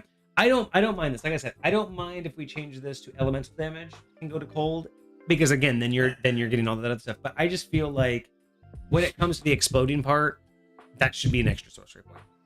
Everything else has been up to this point. You've had to expend a sorcery point to do something different. I feel like this should need it too. So I'll say this: it does already limit how many times you can do it. So it says you can use this up to half your sorcerer level. Yeah. So like, what is it, 6th level? So right now you can only do this 3 times. So you have essentially so you have a cap. You have a spendable like. Yes. Economy. Okay. And that's why I'm okay, because your sorcery points are so finite, and like just giving more and more things to spend them on just means you're gonna have less and less of them. And you have less to do. Okay, no, I get you on that. That's fine. Okay, yeah. But yeah, that's okay. I'm down with that. Otherwise, yeah, it's fine. I just think that limit it to elemental damage, and then everything else should be fine. Okay. Making it explode, I don't think is a problem. It was just like weird freebie, but you're right, it does have. And I think the reason why they kind of paired these two together is because there are so few ice single target spells. Yeah. Most of them are area of effect. So now you can use some of your other single target spells, turn them into ice, and allow this to proc. I think that's kind of why they kind of paired them, because they come online when you use them in tandem with each other, finding another single. And granted, even Ice Knife, like if that was a different element, that's a 1st level spell. You would have to cast that all the way to 3rd level to even get this explosion effect, because it's got to be something of 3rd level or higher. I would even be okay. You know how it says when dealing cold damage to a single target? I would change that to when dealing cold damage, comma, you may select a single target, comma. Interesting. The target of that spell of a 3rd level or higher will explode. That target. If I do the Cone of Cold and I hit 5 people, I can go, you explode. one of the 5 targets. I'm not gonna lie, I like that a lot. I like that would a lot. change all of this because it would give it so much more use. Because much more. Then you can be okay with the elemental damage only, because that still makes sense. Changing any elemental damage to cold still makes sense. But getting rid of this only can be done with spells that target a single creature. Just say that any cold damage that you deal, regardless of how many creatures you hit, only one creature can be targeted by this for the explosion. Yes. And then that way your Cone of Cold works. Oh my God, casting Blizzard. Then you have just a myriad of targets to explode. And then they're going to have a knock-on effect of hitting the next person next to them, right? I think that would make way more sense. That every time you do a cold-based damage, like even if you do, now granted, if you do a cold spell and it does ongoing damage, you can't do it every round. Yeah, no, But it's only on the initial casting. Cast it, yes. Anyone who gets hit by it, you should just be able to select one. Instead of only targeting one the first time, it should just be only one gets this knock-on effect. That's fair. And I would also say it's only on things that like have initial damage. Like say if you had some icy version of spike growth and it's just whenever you move on it, there's no initial damage that happens from that. So I wouldn't say there would be an explosion there. It's only if like upon casting there's some damage that occurs. Like imagine like an attack, like an actual attack spell, not like a I want to say not an AoE spell, but not in like an environmental spell, not something that affects the like Blizzard. Blizzard yeah, exactly. Doesn't do it. The one that creates difficult terrain doesn't do it. I would say that even the nuke has an initial, and it also has a only over time. Only the initial would hit. Yeah. Okay. Fireball will be devastating. Lightning bolt as well. Yeah, absolutely. Yeah. And that's what I'm saying. Yeah. So I think because neither of those are single target either. Exactly. So that's what I'm saying. but that's what I say. So change it to, you can change elemental damage to cold, and then just change the verbiage to when dealing cold damage, you may select one target, or when dealing cold damage with a 3rd level spell or higher, you may select one target that took damage this round. That took cold damage, yeah. That took cold damage, and then this spell happens. Because then at that point, if they all saved out of it and one of them didn't take damage, well, because they had resistance and then they saved, well, you can't target them. They have to have taken cold damage. So yeah, you can deal cold damage. That would be interesting. Would you say that they know, or would you say that they can target somebody that's potentially immune to cold damage and try and do it to them and it just won't do anything? Well, that's why I would change the verbiage to when dealing cold damage with a 3rd level spell or higher, you may select one target that took cold damage from that spell.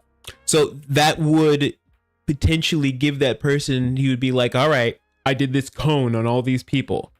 I can't choose you. I know you have immunity now.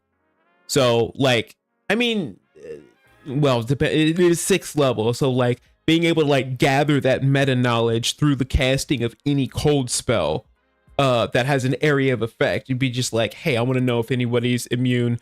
I kind of like, I mean, immunity's like rare enough. Would be almost like basically they got affected because as they're getting hit by it, they're almost like being covered in like shards of ice that then explode off. So if they have resistance, they don't get covered in shards of ice. So you get the Cone of Cold and you see one of them isn't.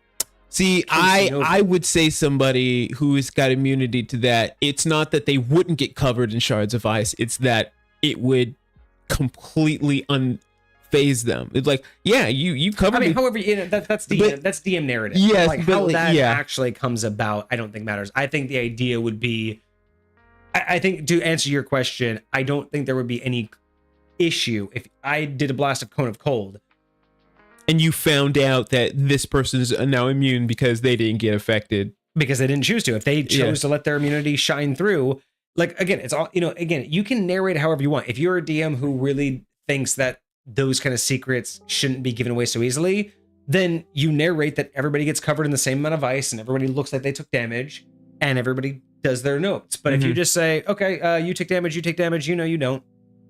Like, it depends on how you run your game. Sure. Now, in-game mechanically, should this give you the ability to choose, like, as your character? No, I don't think your character knows. I don't. If I blast 5 enemies with this Cone of Cold and then try to shatter on one, character, I don't think would know. I think mechanically speaking, if you try to do it, like you said that we said, or if you try to do it the way we said, they had to take cold damage.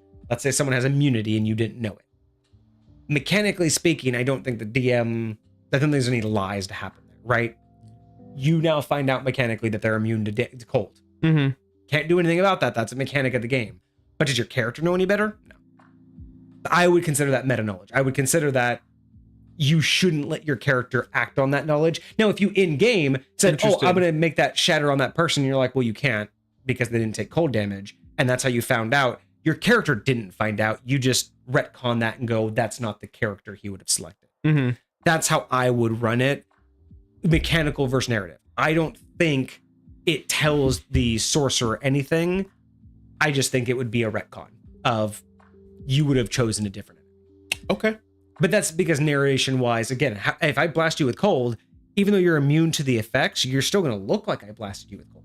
Mm-hmm. You'll still be like, if I took a fire extinguisher, right?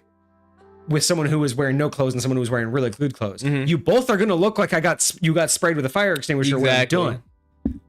But the person with all their clothes on they're is not going to have any damage. But the person who's naked is going to be absolutely frostbitten, whatever. Yeah. So that's where, could you say I make a perception check and see if the cold bothers them? Mm-hmm. That's up to your DM. Sure. But yeah. like you're saying, mechanically speaking, your character wouldn't see a difference because cold's cold, right?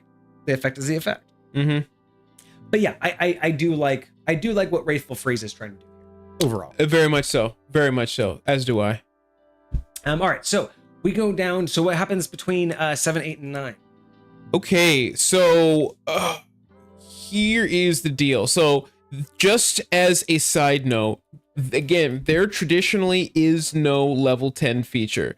So between 7, 8, and 9, basically what ends up happening is at level 7, there is nothing. At level 8, there is an ability score improvement. At level 9, there is nothing. At level 10, you get 2 additional meta magic options. Gotcha. Additionally, here we're gonna have a feature, which is nice that we get a little insertion there. But yeah, again, there are some empty levels in Sorcerer. We actually get 2 things. So first thing we get at level 10 is that we can now spend 4 sorcery points and make a structure of ice. Mm-hmm. So we know we get that, which is awesome. That making stairs, doing stuff like that. And that remains for 1 hour.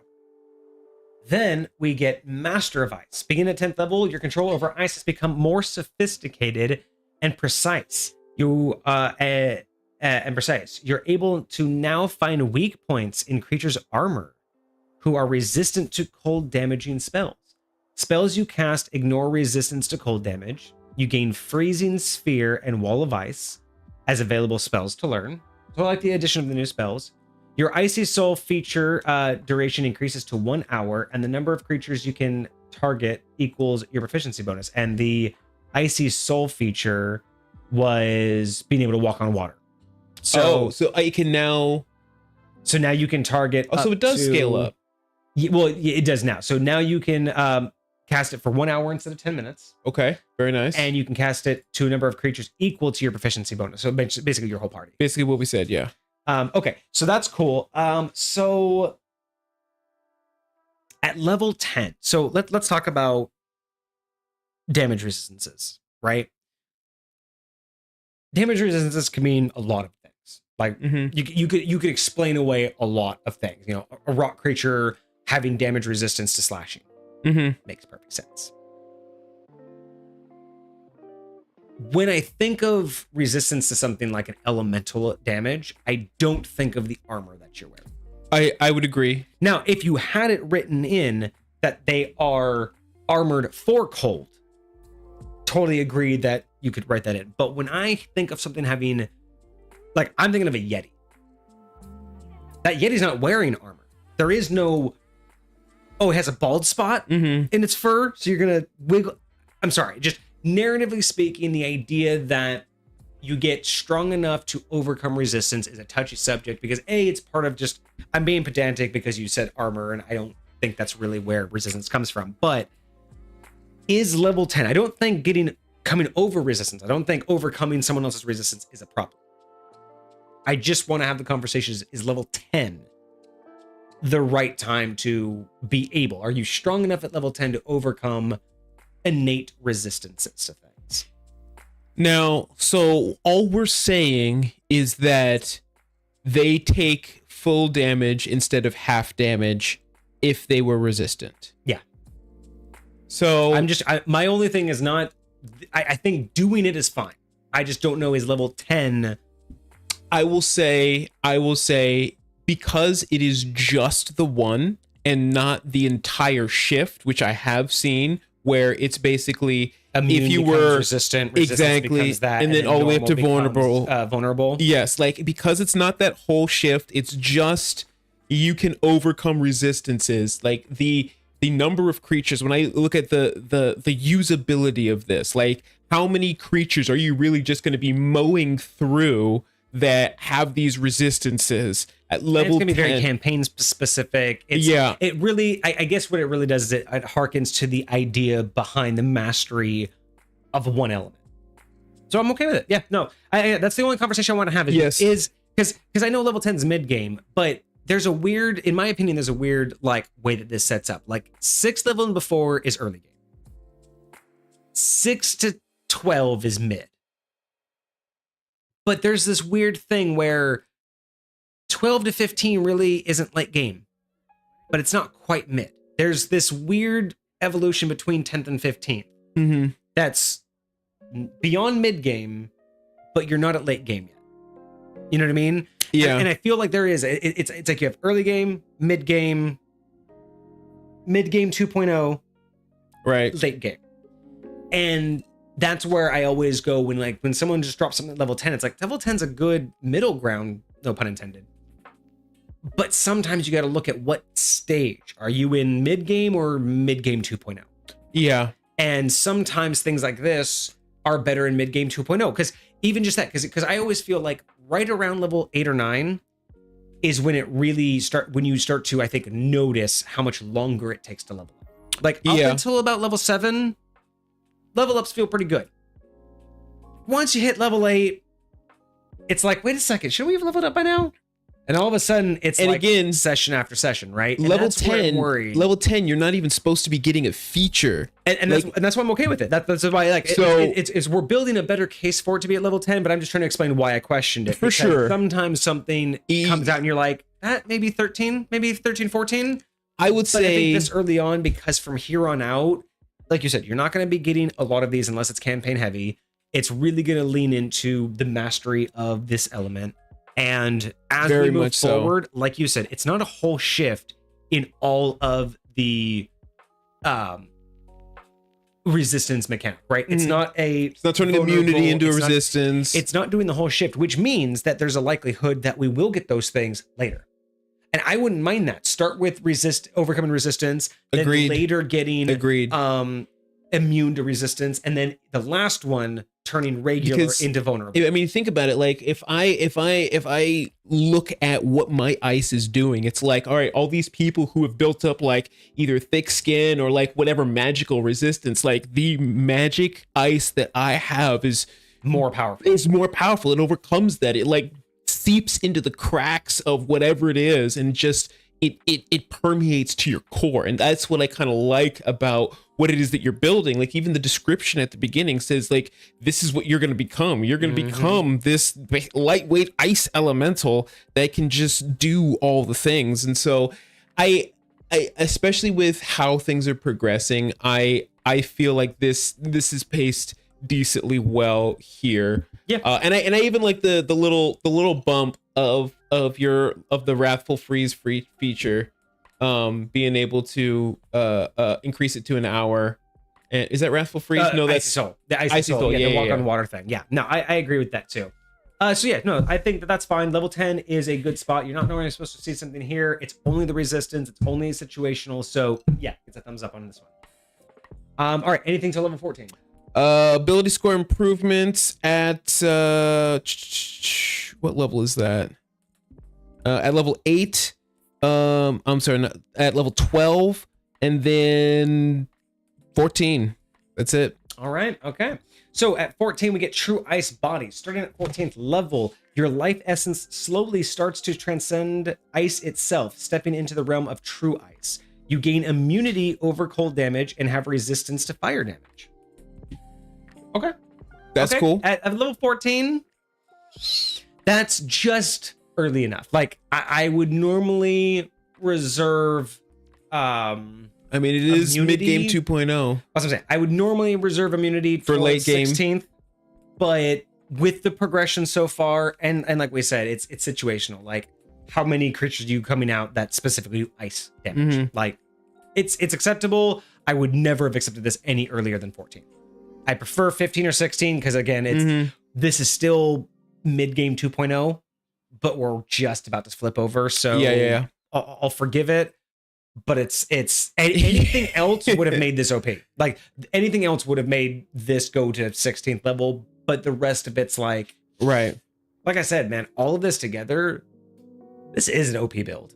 Straight up. It's cool, but It's cool, but it's an OP build. OP, but situationally OP. Yeah. Like, it can be OP. Except for the nuke. Except for the nuke, of course. But again, you're not getting that until... No, but you're right. Like, you're right. It's overall, it's great. I don't mind it. I wouldn't have accepted it any earlier than this. But I do kind of like the immunity to cold, resistance to fire. You usually don't get to see the duality. Most people just stick to one side. I do kind of like that. Very much so. Fire ain't gonna, fire ain't shit. You have to work real hard to mess with my with fire damage. Yeah, right. As an action, you can spend 1 hour ritual casting any handheld ice object, forming it into a true ice object. A true ice object has 60 hit points with an AC of 21, has immunity to fire and non-magical slashing, piercing, bludgeoning damage. So has immunity to non-magical slashing, piercing, or bludgeoning, and cannot be melted, and be transformed. Okay, so cannot be melted or transformed by magical means. So hold on. You spend 1 hour ritual casting any handheld ice object, forming it. So, like, you can create an ice shield, or you can create an ice sword, or you can create an ice flute, or something that's like a handheld object. Maybe not like a ice crossbow, because that's like two-handed. It's more of what we've seen before with kind of, yeah, the frosted essence, right? yeah. Because at 14th it's like the 10th level, except well, because right now you can spend 6 sorcery points to make a shelter, or you can spend an hour and create so first off, we need to figure out more. I mean, it's a handheld object, so it's 6 sorcery points to create a whole shelter, or this is free. Yeah, but 1 hour. So I'm assuming it gives you an object. And it only lasts for an hour. An object. No, this period. You just get to have it. It takes an hour to cast. It's ritual. So after an hour, you get a permanent object. I would at least add you can only have one of these at a time, or something like that. I don't know if it says that. I'm just trying to think of what's the Hecate, what's the what was your thinking of this? I'm trying to think of what's the purpose of this? So it has hit points, it has an AC, so it'd be weird to be a weapon. Because you don't target a weapon, you don't target a shield. Well, if you're trying to destroy it, you will. So if somebody's got the idea to melt it, to destroy it, or if you're, well, no, see, heat metal would be different. I mean, I'm just thinking the fact that it has hit points, that means if I'm using it in combat, at what point does it start to degrade, right? And how do I know when, but then I'm thinking, what else would you make with this that's not the shelter? Would you be able to make a golem with this almost? And then you could animate it. It is a handheld object. What handheld object would need? A shield is the only thing that you came up with that sounded right, but I don't really understand the point of the 60 hit points and an AC of 21, because that means that if I'm wearing a shield and someone rolls to hit me and misses, do you then roll against the shield? No, again, I think it's meant to, if you are trying to do damage to the shield, if you're trying to destroy this weapon, if this handheld item is doing something that's helping and you want it to go away, that's how you get rid of it. It's possible to destroy it. That, though, you know what I mean? You don't really have that mechanic for any other shield, or even tower shields that you can stick to the ground. They don't really even have. I mean, there is a lot of DM shields. There's literally you have the AC of objects, and so if you have certain objects of certain sizes, they will give you an AC for them if you want to try and destroy it for whatever reason. So I think the DMs will use that like kind of standard, and so this is giving you a standard It just for. seems weird that like it's very weird to say that a target an item, a handheld item would be targeted. So let's see. So Hecate says, I took the inspiration from a book that talked about blue ice, also known as true ice, from the glaciers. Okay, yeah, I know what that if you've ever seen like a glacier crack open, that like clear ice that's so crystal clear and blue inside. And how mundane tools can be made from them, and the cold environments they would last for a long time, right? Because they're stronger than anything else around because of how compressed the ice is. So if that's the particular case, then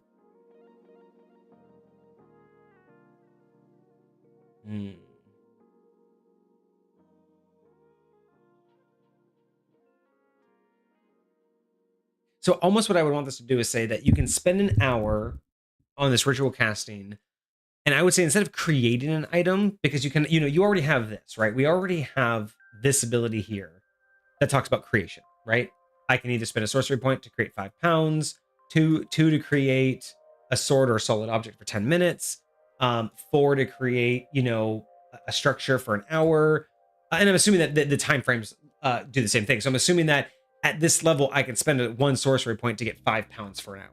You know what I mean? Like I'm assuming the time frames that this shows me fall to the other ones for the same sorcery points. Like this one, right? At 14th level, I can spend 6 sorcery points to create a whole shelter for 24 hours. Mm-hmm. But I would assume that also means I can spend 1 sorcery point to create 5 pounds of ice for 24 hours. So you wouldn't say you would have to use the same number of sorcery points to get it to last that long? Hecate says, yeah. So I'm just saying that like the 1 sorcery point creates 5 pounds.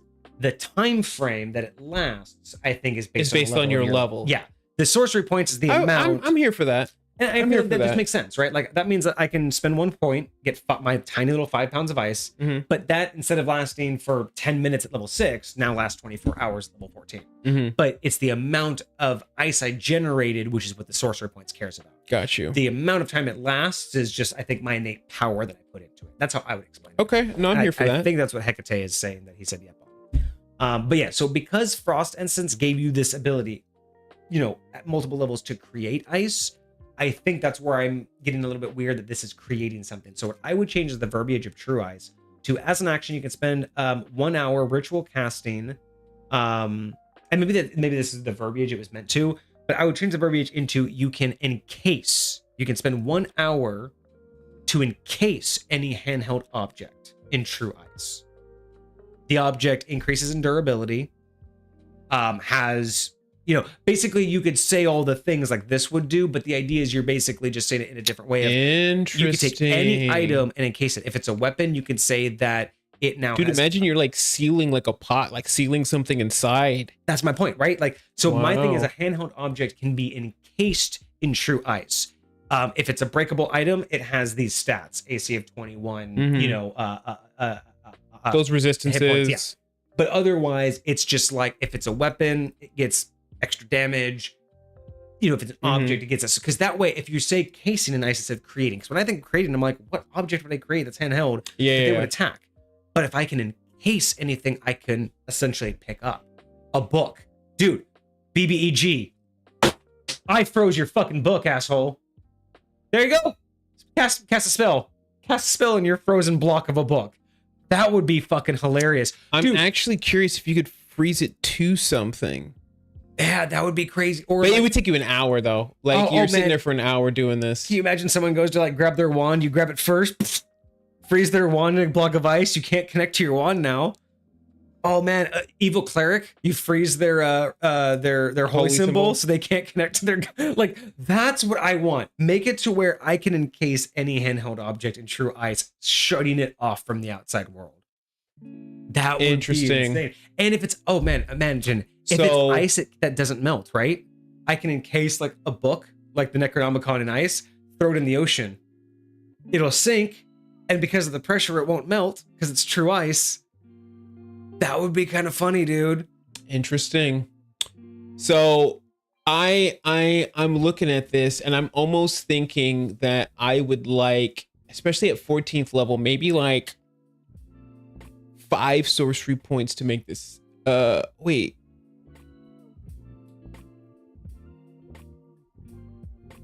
So it says as an action, but it then also says you spend 1 hour. So as an action, you spend an hour. So I don't know why it says as an action, but basically it's a ritual cast for an hour. I and think it's permanent. Whatever you create, according to this, is permanent. I think it would be cool if you spent like 5 sorcery points to do it as an action. Oh, either 5 sorcery points or a ritual. Yes, 5 sorcery points to do it as an action, or a ritual to do it in an hour. In an hour. Well, Right. that's the whole point of a ritual, is it undoes your need to use sorcery points. Yeah, to use, yeah. Which would make sense that, yeah, you should be able to. Because imagine being able to do that like quick. Like, I feel like that would be stupid useful if you could do it in an instant. Right? Like, oh, BBEG, I don't have to spend an hour to do it. Because right now, you can't do that. No, you're right. So if we change the verbiage to you can encase any handheld object in True Ice with 5 sorcery points or an hour. Yeah. Yeah, I'd be down for that. I'd be 100% down for that. Because then it would be more, I think it makes more sense than creating. I think encasing something is more. Very much so, right? Like, you're already going to have a weapon. Imagine if you can, would you say that if you did this to like a weapon, would you say it's magical? You say it's doing cold damage fully instead of whatever other damage you was doing? Maybe it can overcome resistance. You know what I would say too is if you do this, not only can you do this, but any other creature other than you that touches it should take cold damage. Kind of like that. Like too. a little, there's not like a ton. Yeah, but no. it's the idea, if you make a weapon out of this, like an enemy's weapon, if they try to pick up their I own would weapon, say it would be equivalent to heat metal. Yeah. Let me look at that. Because imagine doing this to an enemy's weapon and they have to drop it because they can't hold it because it's so cold. But you could pick it up because you're the Ice Monarch. Yeah, 2d8 cold damage or something like that For touching it? Heck yeah. Every round that you're in physical contact with it. And again, you could make like, the whole things of like, even though it's considered handheld, it can't be like currently worn, so you can't do this on someone's armor. Even though the armor breastplate would be handheld, right? It's currently being worn, so it's not handheld. Yeah. Like, you have to be able to, like, again, a book would be fine, a wand would be fine, a sword but not would while be they're fine. holding it. Right, but you'd have to have them drop it. You wouldn't be able to do it. Like, you wouldn't be able to just hold their gauntlet and then freeze their hand inside their gauntlet. That'd be cheating. I think. I think that'd be. It's kind of the same mentality as there's what's that cantrip where you can you can't freeze like living things inside of it, but you can, as a cantrip, you can just shape water and just. Oh yeah, shape water. Yeah. So interesting. But yeah, I do like this idea of you becoming immune and resistant to fire, immune to cold, resistant to fire, and then being able to encase objects. I like that. Yeah. Yeah, I really do. All right, and then we move anything to 18th level between 14 and 18. Real quick, I just realized I would probably change. So for the ice object, it says it's immunity to fire and non-magical bludgeoning. Just non-magical regular damages. I would say the fire is also non-magical, because if you cast like a 9th level fire spell, like I would say maybe that. So immune to non-magical fire. Yes. Non-magic. So basically, I would just say immune to non-magical damages. Well, maybe like because like lightning, just non-magical damage. Just immune to non-magical damage. No. You can put this in a desert and it won't melt. You can put it at the bottom of the ocean and it won't melt. You can put it in a thunderstorm and it won't melt. Like, I would just say non-magical damages, just immune. Just immune to non-magical damage, which means this thing is basically permanently encased unless you crack it open with magic. Okay. Yeah, I'm here for it. And then that way you could do a whole lot more role play. Okay. But yeah, 15, 16, 17. Anything on the base? So far, yeah, it's so funny. Yeah, so sorcerers barely get shit. Like, it's all based on the 16th, you get an ASI, and 17th, you get more meta magic. It's all based on the subclass. All right. So at level 18th, we become the true Ice Monarch. True Ice Monarch. Let's go. Starting at 18th level, you've embodied the true essence of true ice itself. You can now harm creatures who have immunity to cold damage with your spells and abilities. Exactly what we talked about. Yep. That's totally fine. First, it was overcoming resistances. Now it's overcoming immunities, but you're not making anyone vulnerable to it. You're not making that. Yeah, I like the idea that you're not messing with the people who are already affected by cold. Fine. Yeah. You're not making it any worse for them.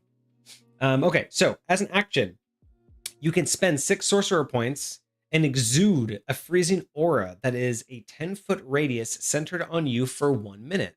A hostile creature that starts its turn within the aura must succeed a Constitution saving throw or take 1d10 cold damage and become permafrosted until the end of its next turn. A creature that has failed repeats the saving throw, taking increased increments of 1d10 cold damage on a success. The creature is immune to this effect for the next 24 hours. The aura increases 10 feet at the start of each of your turns, up to a maximum of 100. I was going to hope that wasn't all we were going to get. Yeah. You can also turn any ice into true ice if ritually casting upon it for 10 minutes. Okay, so you could use your ritual casting to turn ice into true ice. Oh, any ice that already exists into the yeah. true ice that we talked about in the last. Yeah, the non-magical effective Okay. true ice. And that's, but it only takes 10 minutes, so that's kind of cool. So now it's like a true ritual. I still think that should be an hour though. Like 10 minutes is still, for a ritual, it still should be an hour. So let's break this down. So at 18th level, you can now overcome immunity to cold. That's cool. I like it. So spend 6 sorcery points. Boom. That's at this point half at least my sorcery points. A little bit less than half, but okay. So I begin with a 10-foot aura for 1 minute. 10-foot aura. Anybody that starts its turn takes 1d10 cold damage and becomes permafrosted. And then it's 1d10 an additional 1d10 every time. But it says increasing increments. So the first time they fail, it's 1d10. The second time they fail, it's 2d10. The next time they fail, it's 3d10. Was that what it's saying? As far as I read that, because it says a creature that has failed repeats the saving throw, taking increased increments. So not just 1d10 each time, but it's 1d10, 2d10, 3d10. Each time it increases the amount. Okay. So it's compounding. That's Hecate. That's right for the damage. Yes. It's okay. A compounding damage. Got it. Because it does specifically say increases increments, not just additional. So that makes it super good. It lasts for a minute, so that's 10 rounds. So this thing, if you were undisturbed, will eventually reach, the aura increases 10 feet at the start of your turn up to 100. So if you let this go for the whole minute, it will, no, actually, it says the maximum 100 and it goes for only a minute. So technically. So in 5th edition, that's only 10 rounds. So yeah, so 1 minute, 10 rounds. So it will max out at 100. Yeah. Exactly. In 2nd edition, it would only max out at 60. Yeah. But yeah, so basically, if you were unaffected for 1 whole minute or 10 rounds, this thing will increase by 10 feet up to 100. And any creature who continues to make fails, their damage will continue to increase every time they fail. The moment they succeed, they're immune to this effect. Is that what it says? For 24 hours. Interesting. Yeah. On a success, the creature is immune to this effect for 24 hours. So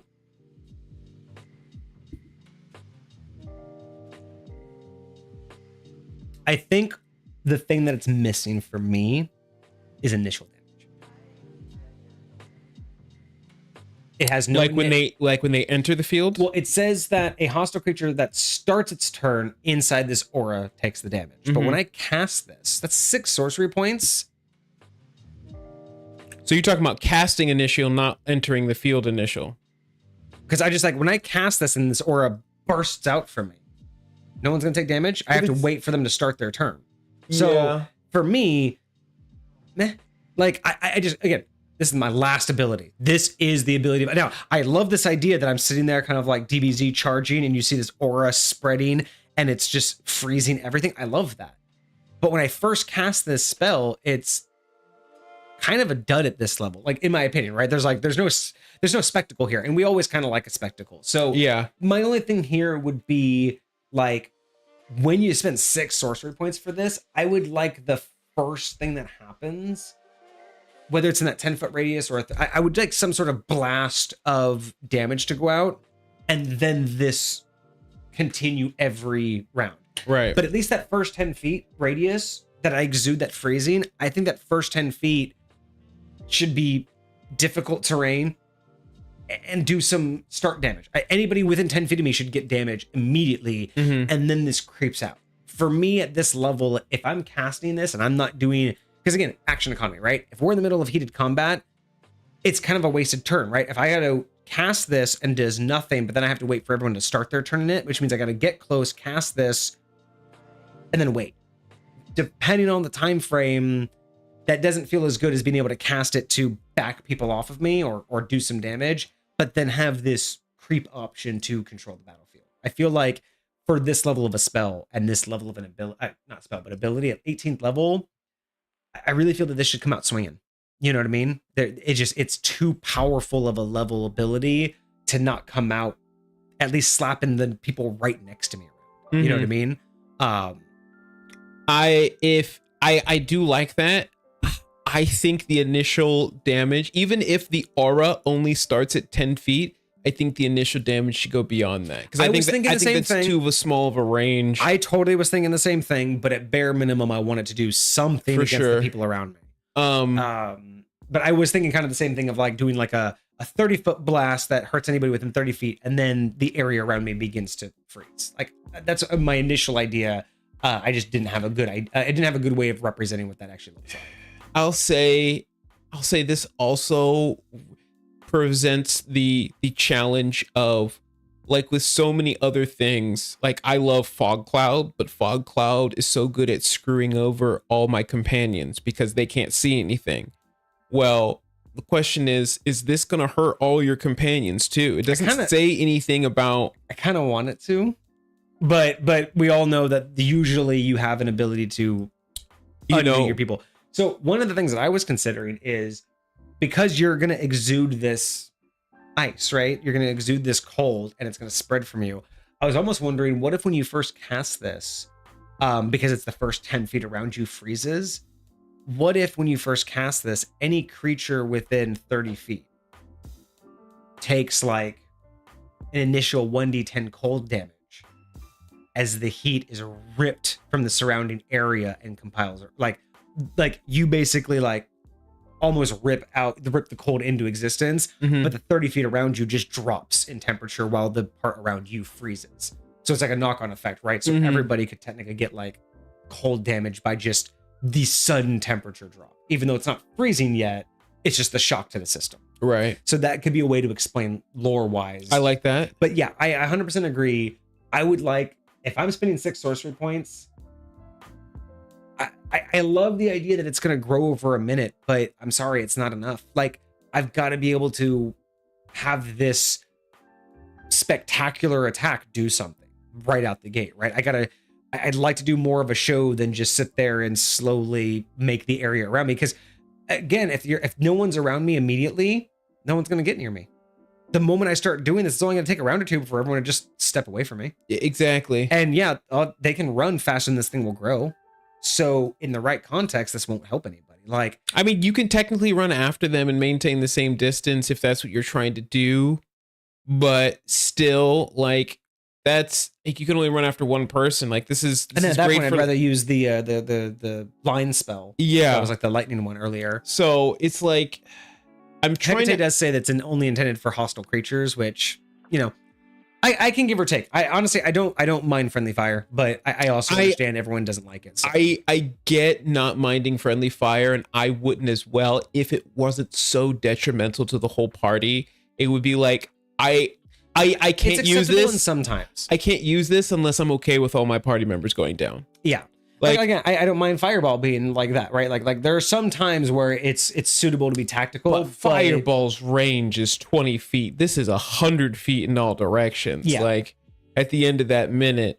And again, I like it because it's an innate ability. It's not... What if it was you spend 6 sorcery points, all of this stuff happens, but would it be better if it was like for each additional sorcery point, you can choose one person to make immune? I would love it. I would love it if, like, yes, because then that point, if you have a party of 5, now you're spending 11 sorcery points. Then it is a big thing. I'm using more sorcery points. I'm protecting everybody. But if it's only like one person that's going to be within range that I really need to worry about it, point, right? You know, I can kind of pick and choose. I'm kind of okay with that.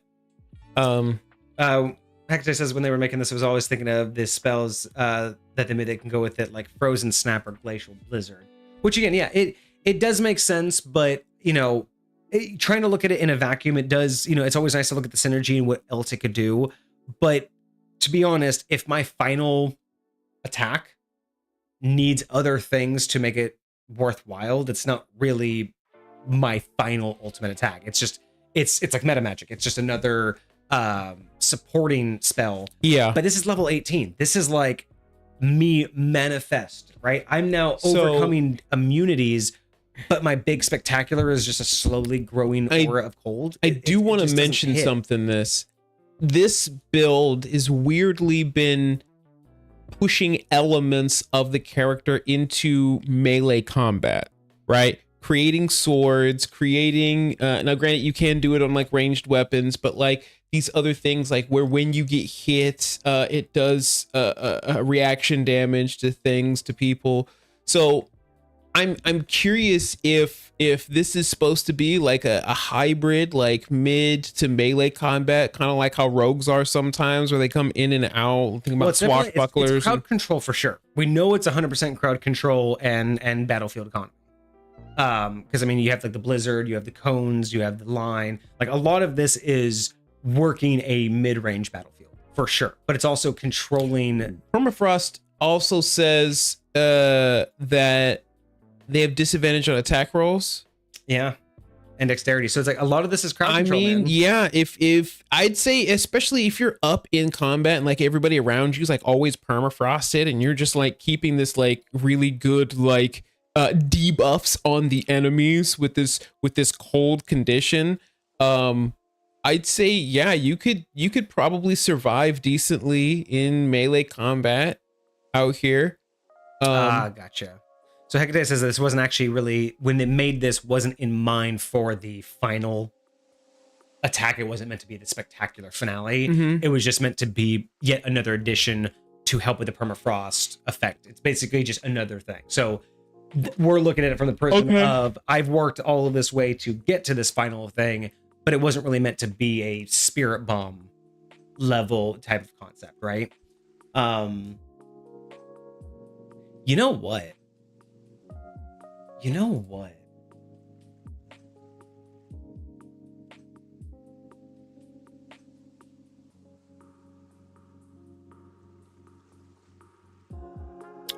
know what I want to do.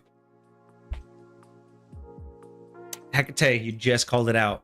I think you saw me looking through them. You just called it out. I know how to solve this. Swap True Iceberg and this ability. Make this ability a 9th level spell, where you cast this spell and you have this thing that just exudes from you. And as a 9th level spell, you can even do the thing where it lasts for a year. So you basically can make an area an ice oasis up to 100 feet for a year. That's your 9th level spell. The Ice Monarch, as their 18th level ability, gains True Iceberg. So once per long rest, you get to nuke a fucking town. Maybe you also have to have like the spell component, but more of something akin, maybe not the whole 1 year long, but like definitely not the Hecate 1 year. Said it in Hecate just said it in chat. The final attack thing is really the True Iceberg. And if I get to that point to where I can basically just call an iceberg from the sky, like again, maybe not devastate an area for a whole year and not 5 miles. But if we got rid of that, if I could once per day, I can create a massive iceberg in the sky that descends to a point I can see within range. Each creature in a 60-foot radius centered on that point, make it a 100-foot radius, fuck it. Makes a dexterity saving throw, which if they're permafrosted, already have disadvantage on. Mm-hmm. And then the creature takes 18 d8 damage and 18 d8 force damage. That's my fucking final attack. Once per day, I get to call that down, and in any 60-foot area, I get to unleash frozen hell. So again, is this something that can only be used outdoors? Yes. I would think that would also be outdoors, but as a 18th level character who gets an ultimate ability, this sounds more like an ultimate ability. I will say this sounds more like a 9th level spell. I do agree. I do agree with that assessment, but I will say that kind of feels bad if I can only use my pinnacle ability outside. How many times am I going to be inside and I'm just like, yeah, my 18th level ability, I can't do squat here. Well, situational, right? If you're indoors, like in a house, that thing's gonna crash right through the goddamn ceiling. If you're a mile underground, you know. Sure. But I think you can make that argument for multiple spells in class. Like there's always there's situations where some things are gonna be more inconvenient. Sure, but I don't think. But then again, this isn't weather. Remember, we talked about earlier about weather. This is just you create an iceberg that comes crashing in. You manifest an iceberg wherever you manifest an iceberg. But with the size of this thing, like it's not gonna fit anywhere. And so like, unless we're saying like I'm manifesting it in the stone above me and it's gonna come through it, like it's gonna have to manifest somewhere. It's gonna have to exist somewhere. Unless I'm all of a sudden making it small enough to fit in this area or whatever the case may be. Like I'm wondering how often that would really happen. Like, again, how situational that would be to really be effective. I'll say that's what I'm saying is it's like there's so many opportunities for me to not be able to use this when I'm fighting the BBEG, you know? I mean, like definitely you could drop it on his house, his lair, whatever the case may be. You know, I'm sure that it would still do damage to like whatever physical structures, but if there's like an army or something, or like say we move, well, I guess. I mean, you can also, if you're gonna have it as hello? No, we're not ending. Wanted to end stream for some reason. Disrespectful. No, we're not doing that yet. I guess if you wanted to, if you're concerned about effectiveness, you could give it an alternative, right? Like you can make this meteor fall from the sky, like this iceberg fall from the sky, or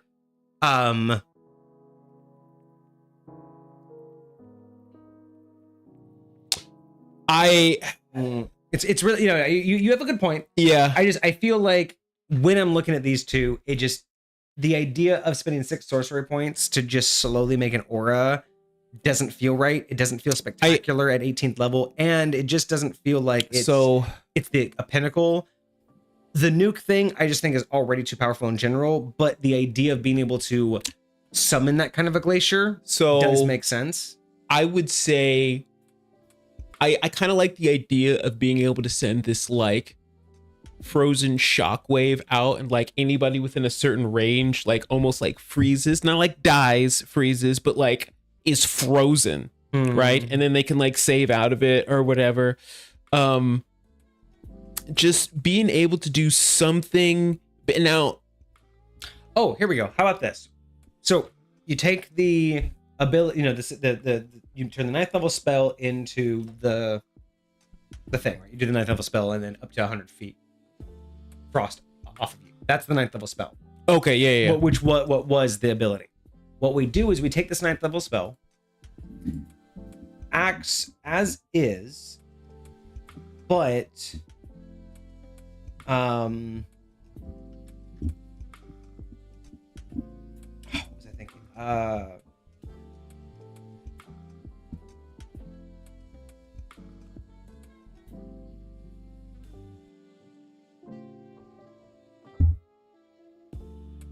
Or were you just?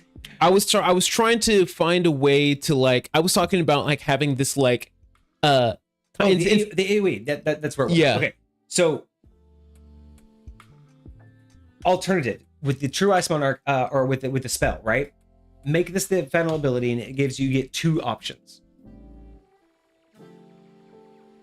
No, wait. That does the. Hang on. That basically would do.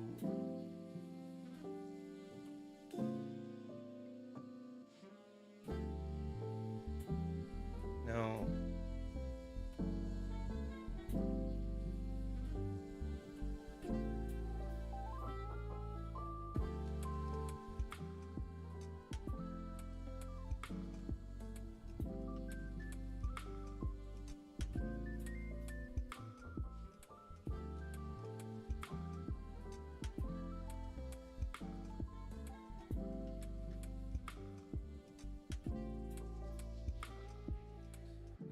front in mind. Final attack.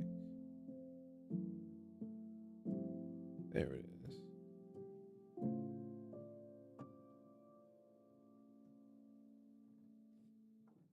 See,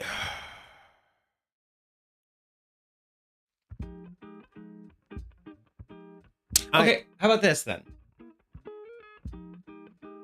What if we just took away the creep? What if we just said that you spend 6 sorcery points and at this level, up to, so your choice, at this level you should have that choice, up to 100 feet becomes iced over, difficult terrain,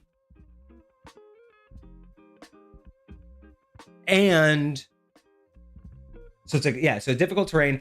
They still have to make these saving throws while in the difficult terrain. So now everyone's making it until they succeed, right? At the start of their turn. So everyone instantly is in this in 100 feet. mm-hmm. They're all making these saving throws for the 1d10 cold damage until and permafrost until they save out. Then they'll still have to deal with difficult terrain, Right. but they save out of the damage stuff. Okay. You're still walking fine, so you now have 100 feet in all directions to just move freely while everyone else is in difficult terrain. You already have the ability to let your buddies walk freely in this because that's a previous ability, right? So you can add onto the previous ability to let your buddies not have that detriment. issue. So that I think could do it. Instead of having the creep, let your true ability just be like everything's ice. You are Dr. Freeze.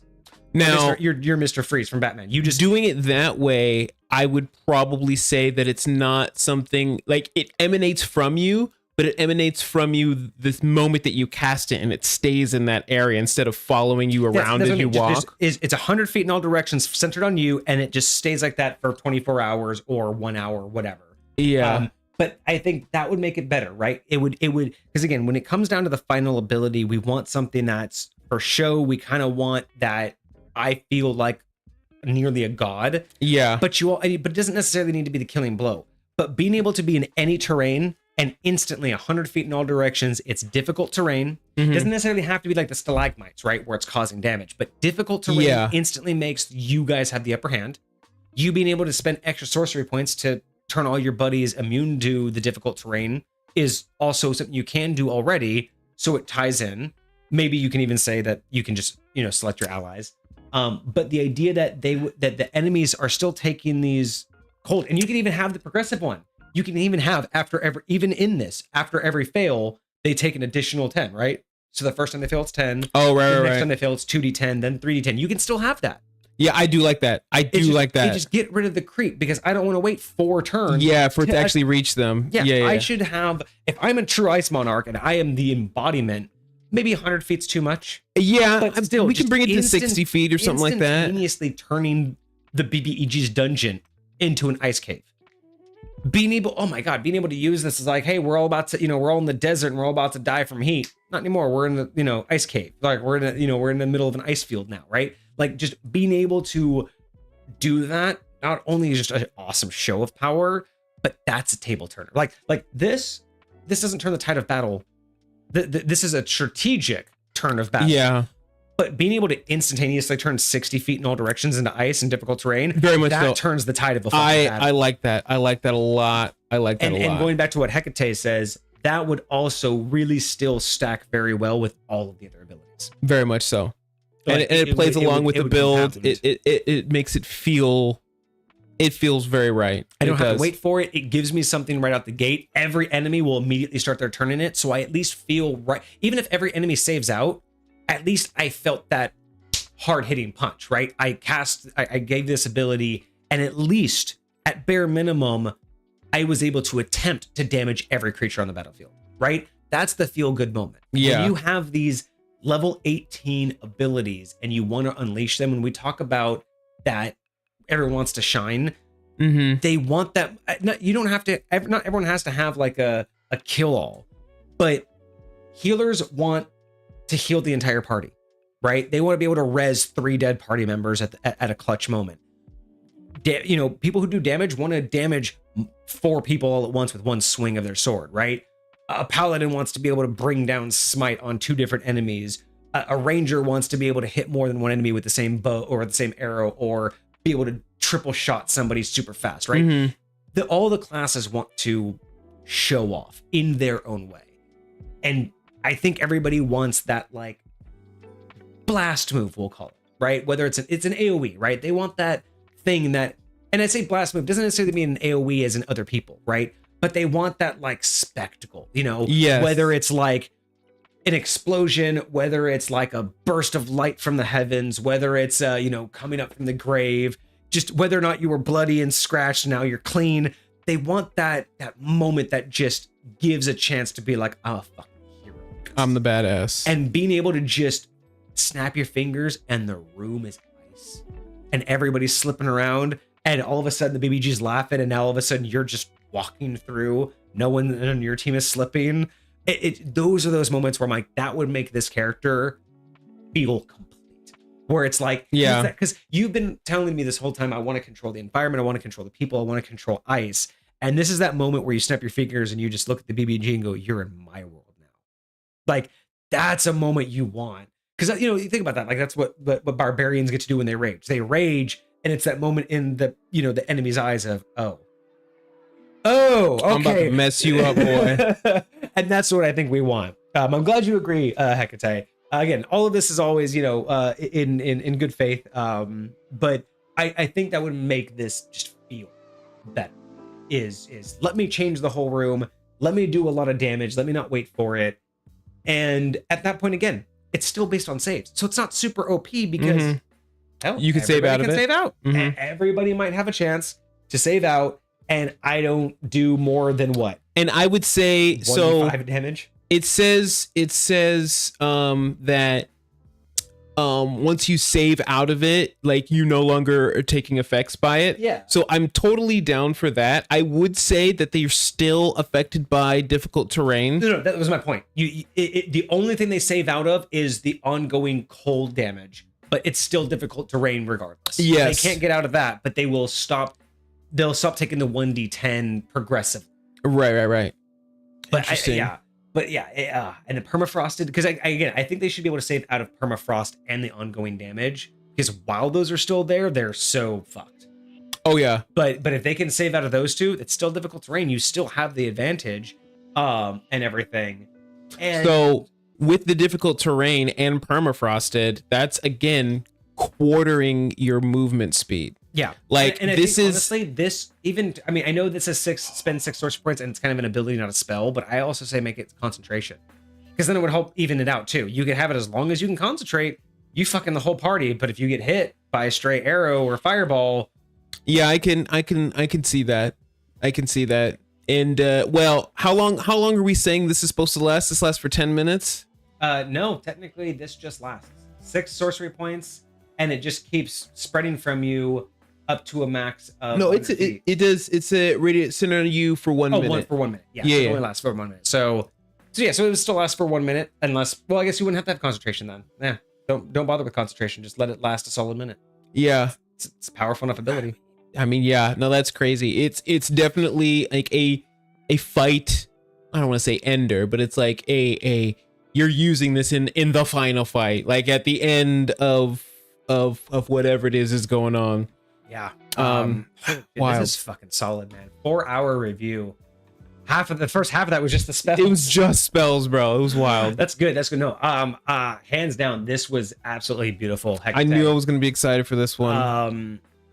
Like straight up, this definitely deserves all of the bonus points. I mean, balance is beautiful. The lore, the idea behind it, the purpose, the synergy. I mean, I can't say that there's really not a lot I can't say good about it. And there's really nothing bad. There are a couple areas that I would adjust for. I mean, like the nuke is too much. The final ability, not enough. Right? Sure. So outside of that, I mean, I would probably play with placement of some things. Yeah, there's like a handful of items, but that's more really that's more preference than it is necessity. Exactly. So, man, this is. I really like what's here, man. This is beautiful. This is hard.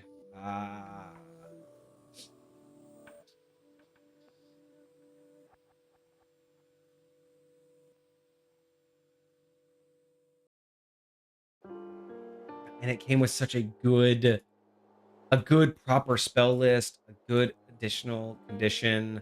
That's gonna give it another. It's gonna get a 9 out of 10. It's got to. Like I can't not get, like, it's literally so good. I want to use it in high point as is. I know I can't. I know it needs some adjustments, but this is probably going to end up in high point somehow in the future. Like, it is very unlikely that this won't end up being a viable subclass, because it's just the way it's put together. It works too well. I think the only thing I would change is like maybe 1 or 2 of the spells and the final ability, but everything else, it pretty much works. Oh, and the true ice being like, oh yeah, on a mundane object. One. Yeah. That's what I think. Yeah, that's pretty much the big changes. The nuke, the true ice body just covering an item instead of creating one, and changing this up to just automatically convert 60 to 100. I mean, 60 feet sounds good. I like 100, but 100 does sound a little OP. So yeah. Instantaneous. Oh, fuck this. Fuck that. 60 feet instantaneously, and then it creeps up to 100. Sure. There you go, Hecate. Sure. Your true Ice Monarch, as an action, 6 sorcery points, 60-foot radius centered on you for 1 minute becomes everything that you said. But after that, it creeps up 10 feet for the next 4 rounds.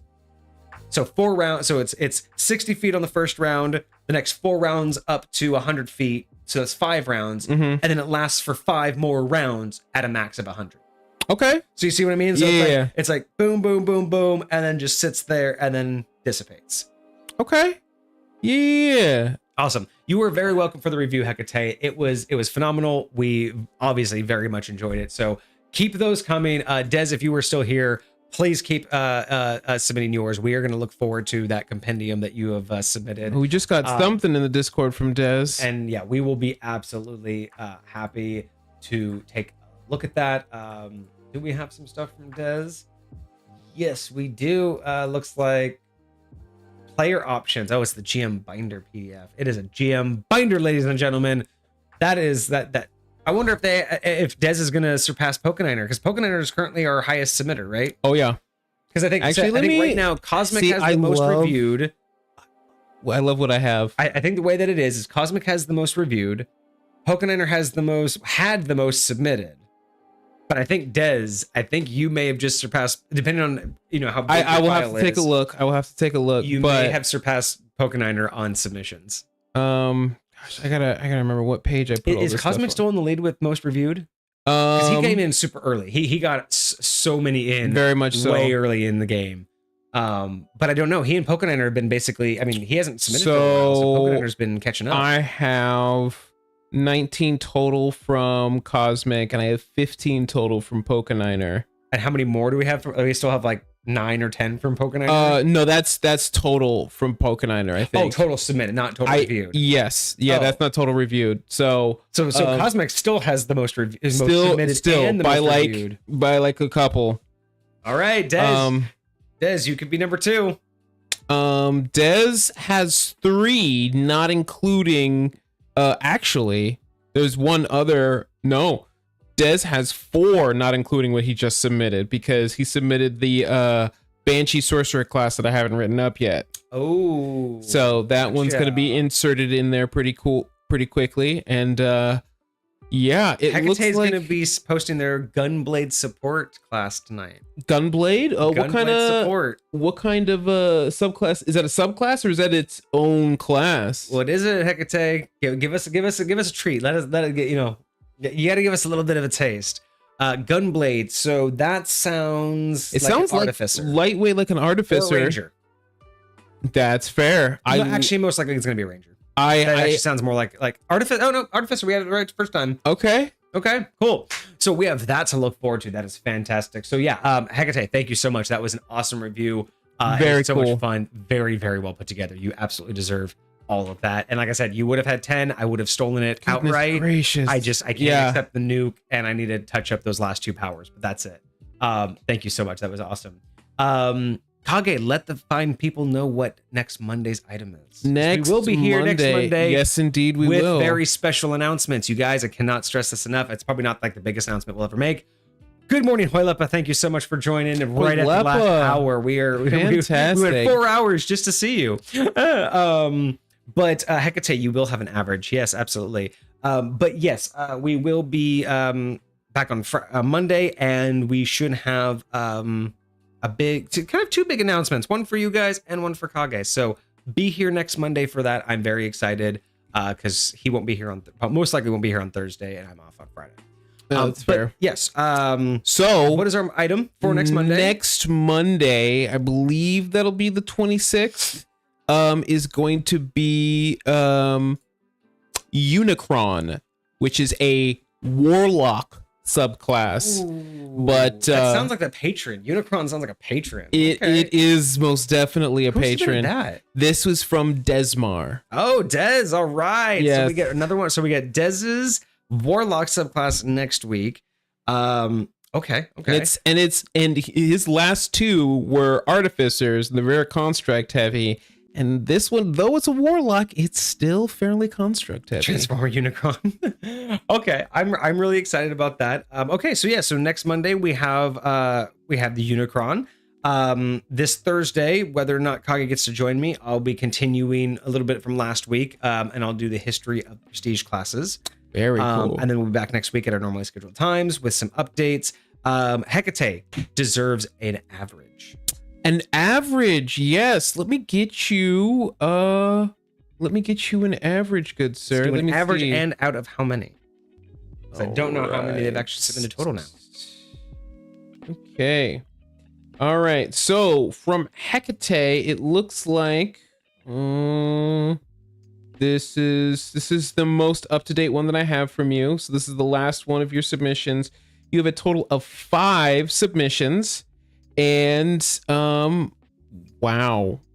I know this is wrong. Is it? So the average says 1. That's definitely wrong. It's wrong. Is it because the other ones haven't been? No, because these are all of them. These are all of them. This is what, that's so weird. I'm gonna have to fix this a little bit. You have them. You know how you have them all added, right? So it's not counting the ones that haven't been reviewed yet as zeros. So Hecate doesn't have anything that hasn't been reviewed. That's what I'm saying. Up to date with all of Hecate. Yes, that's what I'm saying. We're up to date with all of okay, it. So how about this? There's only 5 of them. Go through the numbers and then do a quick calculation for them. We have. Let's just add them all together, divide by 5. So. Right. So we have 6, 8, 7, 7, and 9. All right, who's gonna get the calculation down first? 1 for the money, 2 for the show. But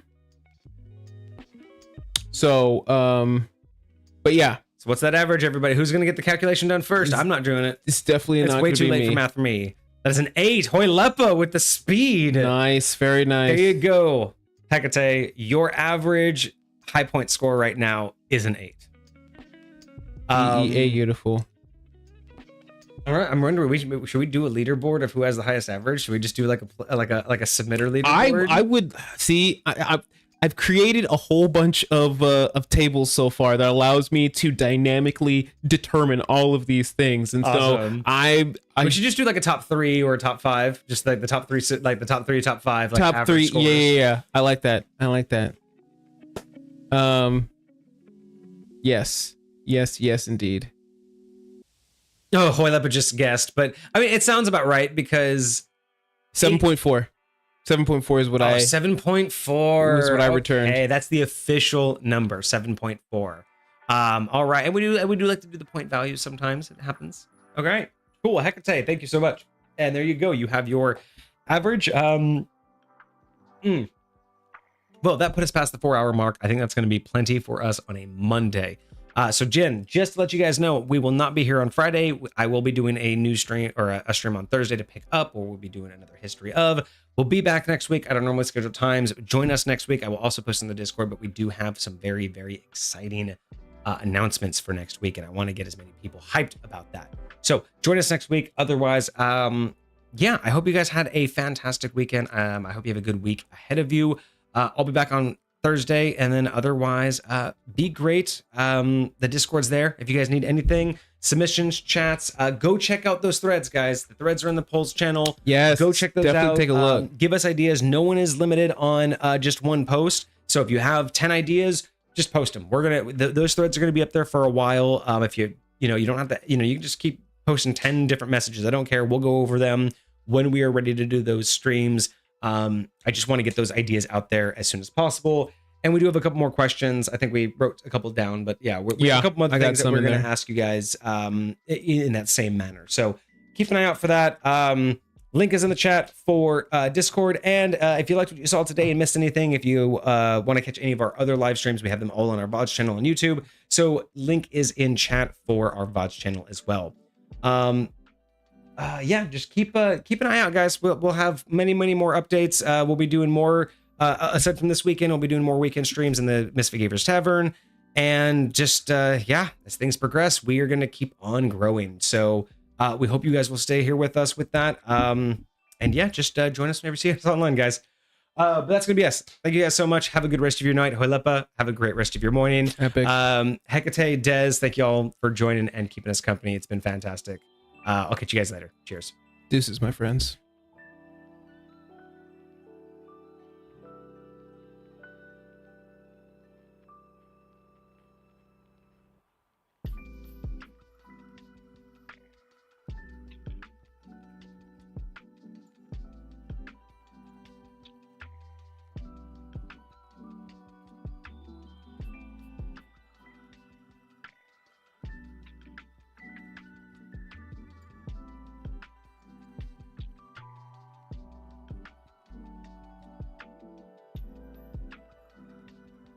This mortal form has grown weak. I need sustenance.